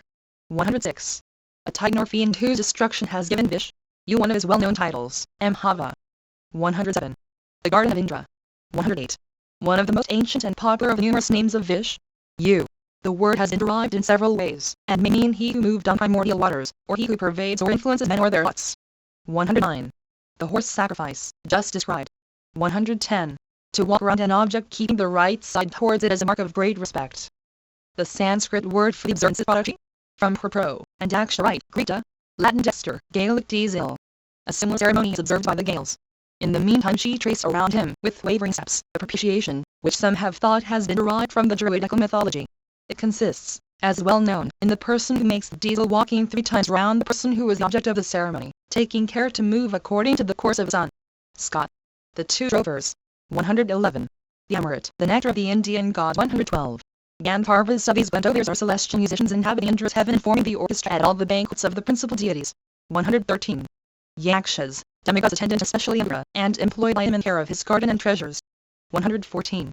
Kamburushas, demigods attached also to the service of Kuvara, celestial musicians, represented like centaurs reversed with human feet and horses' heads. 115. Siddhas, demigods or spirits of undefined attributes, occupying what the Vidihars the middle or region between the ear and the sun. Schlegel translates Divi, Sapientes, Essence, Piertes, Illusters Genii, Prones Procurant Natos, Masculos, Silvalas.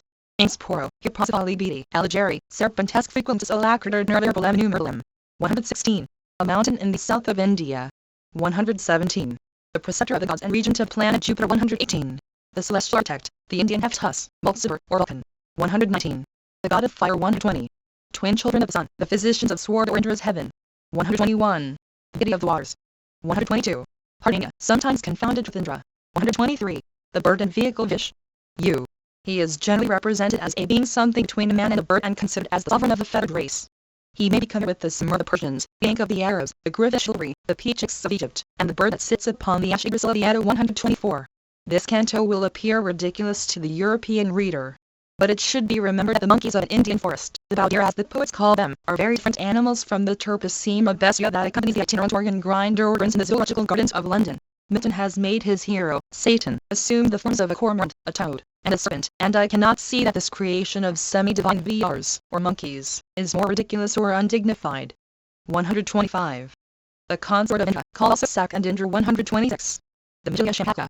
It bears a scented yellow blossom. The maid Vindi blessed again to hold in her full lap the champak's leaves of gold. Lauruk. 127. Vibdak, the father of Rishi Asring. 128. A heavy sloka is wanting in Schlegel's text, which he thus fills up in his Latin translation. 129. Rishi Asring, a BR man, had married St. who was of Kshatriya or warrior caste, and an expiatory ceremony was necessary on account of this violation of the law. 130. The poet no doubt intended to indicate the vernal equinox as the birthday of Ra. For the month Chaitra is the first of the 2 months assigned to the spring. It corresponds with the latter half of March and the former half of April in our division of the year. Aditi, the mother of the gods, is the of the 7th lunar mansion which is called Punarvasu. The 5 planets and their positions in the zodiac are thus enumerated by both commentators: the Sun in Aries, Mars in Capricorn, Saturn in Libra, Jupiter in Cancer, Venus in Pisces. I leave to astronomers to examine whether the parts of the description agree with one another, and, if this be the case, thence to deduce the date. The Indians place the nativity of Ari in the confines of the second age tread at the third W era, but it seems that this should be taken in an allegorical sense. We may consider that the poet had an eye to the time in which, immediately before his own age, the aspects of the heavenly body were such as he has described. Schlegel. 131. The regent of the planet Jupiter. 132. Indra equal Jupiter Tonans. 133. Pushya is the name of a month. But here it means the 8th mansion. The 9th is called Islesh or the snake. It is evident from this that Bharat, though his birth is mentioned before that of the twins, was the youngest of the 4 brothers and Ra's junior by 11 months. Schlegel. 134. A fish, the zodiacal sign Pisces. 135. One of the constellations, containing stars in the wing of Pegasus. 136. Ari means the delight of the world. Bharat, the supporter. Lakshma, the auspicious. Satruna, the slayer of foes. 137. Schlegel, in the Indisch Bibliothek, remarks that the proficiency of the Indians in this art early attracted the attention of Alexander's successors, and natives of India were so long exclusively employed in this service that the name Indian was applied to any elephant driver, to whatever country he might belong. 138. The story of this famous saint is given at sufficient length in Cantos LIV. This saint has given his name to the district and city to the east of the Banners. The original name, preserved in a land grant on cover now in the Museum of the Banners College, has been Muslimized into Ghazi, or the city of the soldier martyr. 139. The son of Cusack is Vyasvitra. 140. At the recollection of their former enmity, to be described hereafter. 141. The Indian nectar or drink of the gods. 142. Great joy, according to the Hindu belief, has this effect, not causing each particular hair to stand on end, but gently raising all the down upon the body. 143. The Arshas, giants, or fiends who are represented as disturbing the sacrifice, signify here, as often elsewhere, merely the savage tribes which place themselves in hostile opposition to the Brahmanical institutions. 144. Consisting of horse, foot, chariots, and elephants. 145. The Gandharvas, or heavenly bards, had originally a warlike character but were afterwards reduced to the office of celestial musicians cheering the banquets of the gods. Dr. Kuhn has shown identity with the centaurs in name, origin and attributes. Horacio. 146. These mysterious animated weapons are enumerated in Cantos XXIX and XXX. Daksha was the son of Brahman, one of the Rajas, Dmayurti, or secondary authors of creation. 147. Youths of Kshatriya class used to leave unshorn the side locks of their hair. These were called Paksha, or raven's wings. 148. The Arshas or giant Ra? King of Lanka. 149. The meaning of Asans from Asva, a horse, Persian Ast, Greek, pp. Latin equus, Welsh Equus horseman. They were twin deities of whom frequent mention is made in the Vedas and the Indian myths. The Aspans have much in common with the Dioscuri of Greece, and their mythical genealogy seems to indicate that their origin was astronomical. They were, perhaps, at first the morning star and evening star. They are said to be the children of the sun and the Aspan, who is one of the lunar astrons personified. In the popular mythology they are regarded as the physicians of the gods. Oresio. 150. The word Kayunkun's, a child, is also a proper name of Skanda or Kaikya, god of war, the son of Siva, and the babe was matured in the fire. 151. At the rising of the sun as well as at noon certain observances, invocations, and prayers were prescribed which might under no circumstances be omitted. One of these observances was the recitation of the Esitra Vedic the Son of Wonderful Beauty. Oresio. 152. Tripakaga, three-pathal, flowing in heaven, on earth, and under the earth. See Canto XLV. 153. Tennyson's Indian comma, the god of love, known also by many other names. 154. Or Parvat was daughter of Himalaya, monarch mountains, and wife of Siva. Ck Das's comma Samhava, or birth of war god. 155. Sthu. The unmoving one, a name of Siva. 156. The practice of austerities, voluntary tortures, and mortifications was anciently universal in India, and was held by the Indians to give immense efficacy. Hence they mortified themselves to expiate sins, to acquire merits, and to obtain superhuman gifts and powers. The gods themselves sometimes exercised themselves as such austerities, either to raise themselves to greater power and grandeur, or to counteract the austerities of man which threatened to prevail over them and to deprive them of heaven. Such austerities were called in India tapas, ardor, fervent devotion, and he who practiced them tapasin. Oresio. 157. The bodiless one. 158. A celebrated lake regarded in India as sacred. It lies in the lofty region between the northern islands of the Himalayas and Mount Kala, the region of the sacred lakes. The poem, following the popular Indian belief, makes the river Sarj flow from the Amasa lake. The sources of the river are a little to the south, about a day's journey from the lake. See Latin, Indisch Alterschunt, page 34. Oresio. Muz means mind. Amasa, mental, mind-born. 159. Sarabar means best of ways. This is another of the poet's fanciful etymologies. 160. The confluence of two or more rivers is often a venerated and holy place. The most famous is Praya or Allahabad, where the Saraswati underground course is believed to join the Jumna and the Ganges. 161. The botanical names of the trees mentioned in the text are Grizzly tomentosa, Shria robusta, Echitandidus centerica, Ignaeus guavalens, the Marmelos, and Diospirus glutinosa. I have omitted the Quitajacites and the T. Euca Diospirus. 162. Here we meet with a fresh myth to account for the name of these regions. Malaja is probably a non-Aryan word signifying a hilly country. Taken as a Sanskrit compound, it means sprung from defilement. The word Karha appears to have a somewhat similar meaning. 163. This is one of those indefinable myth personages who are found in the ancient tradition of many nations, and in whom cosmogonical or astronomical notions are generally figured. Thus it is related of Agastya that the Vindhyan mountains prostrated themselves before him. And yet the same Agastya is believed to be regent of the star Canopus. Oresio. He will appear as the friend and helper of Ra farther on in the poem. 164. The famous pleasure garden of Kubra, the god of wealth. 165. The whole of this canto, together with the following one, regards the belief, formerly prevalent in India, that by virtue of certain spells, to be learnt and muttered, secret knowledge and superhuman powers might be acquired. To this the poet has already alluded in Canto XXIII. These incorporeal weapons are partly represented according to the fashion of those ascribed to the gods and the different orders of demigods, partly are the mere creations of fancy. And it would not be easy to say what idea the poet had of them in his own mind, or what powers he meant to assign to each. Schlegel. 166. In Sanskrit Sanka, a word which has various significations but the primary meaning of which is the act of seizing. A magical power seems to be implied of employing the weapons when and where required. The remarks I have made on the preceding canto apply with still greater force to this. The MSS greatly vary the enumeration of these Sankas, and it is not surprising that copyists have incorrectly written the names which they do not well understand. The commentators throw no light upon the subject. Schlegel. I have taken the liberty of omitting 4 of these which Schlegel translates Scleromphilum, Eomphalum, Centivitrum, and Chrysomphalum. 167. I omit, after this line, 8 slokes which, as Schlegel allows, are cut out of place. 168. This is the 5th of the Vedas, descents or incarnations of Vish. U. 169. This is a solar allegory. Vish. U is the sun, the 3 steps being his rising, culmination, and setting. 170. Certain ceremonies preliminary to a sacrifice. 171. A river which rises in Budelka and falls into the Ganges near Patna.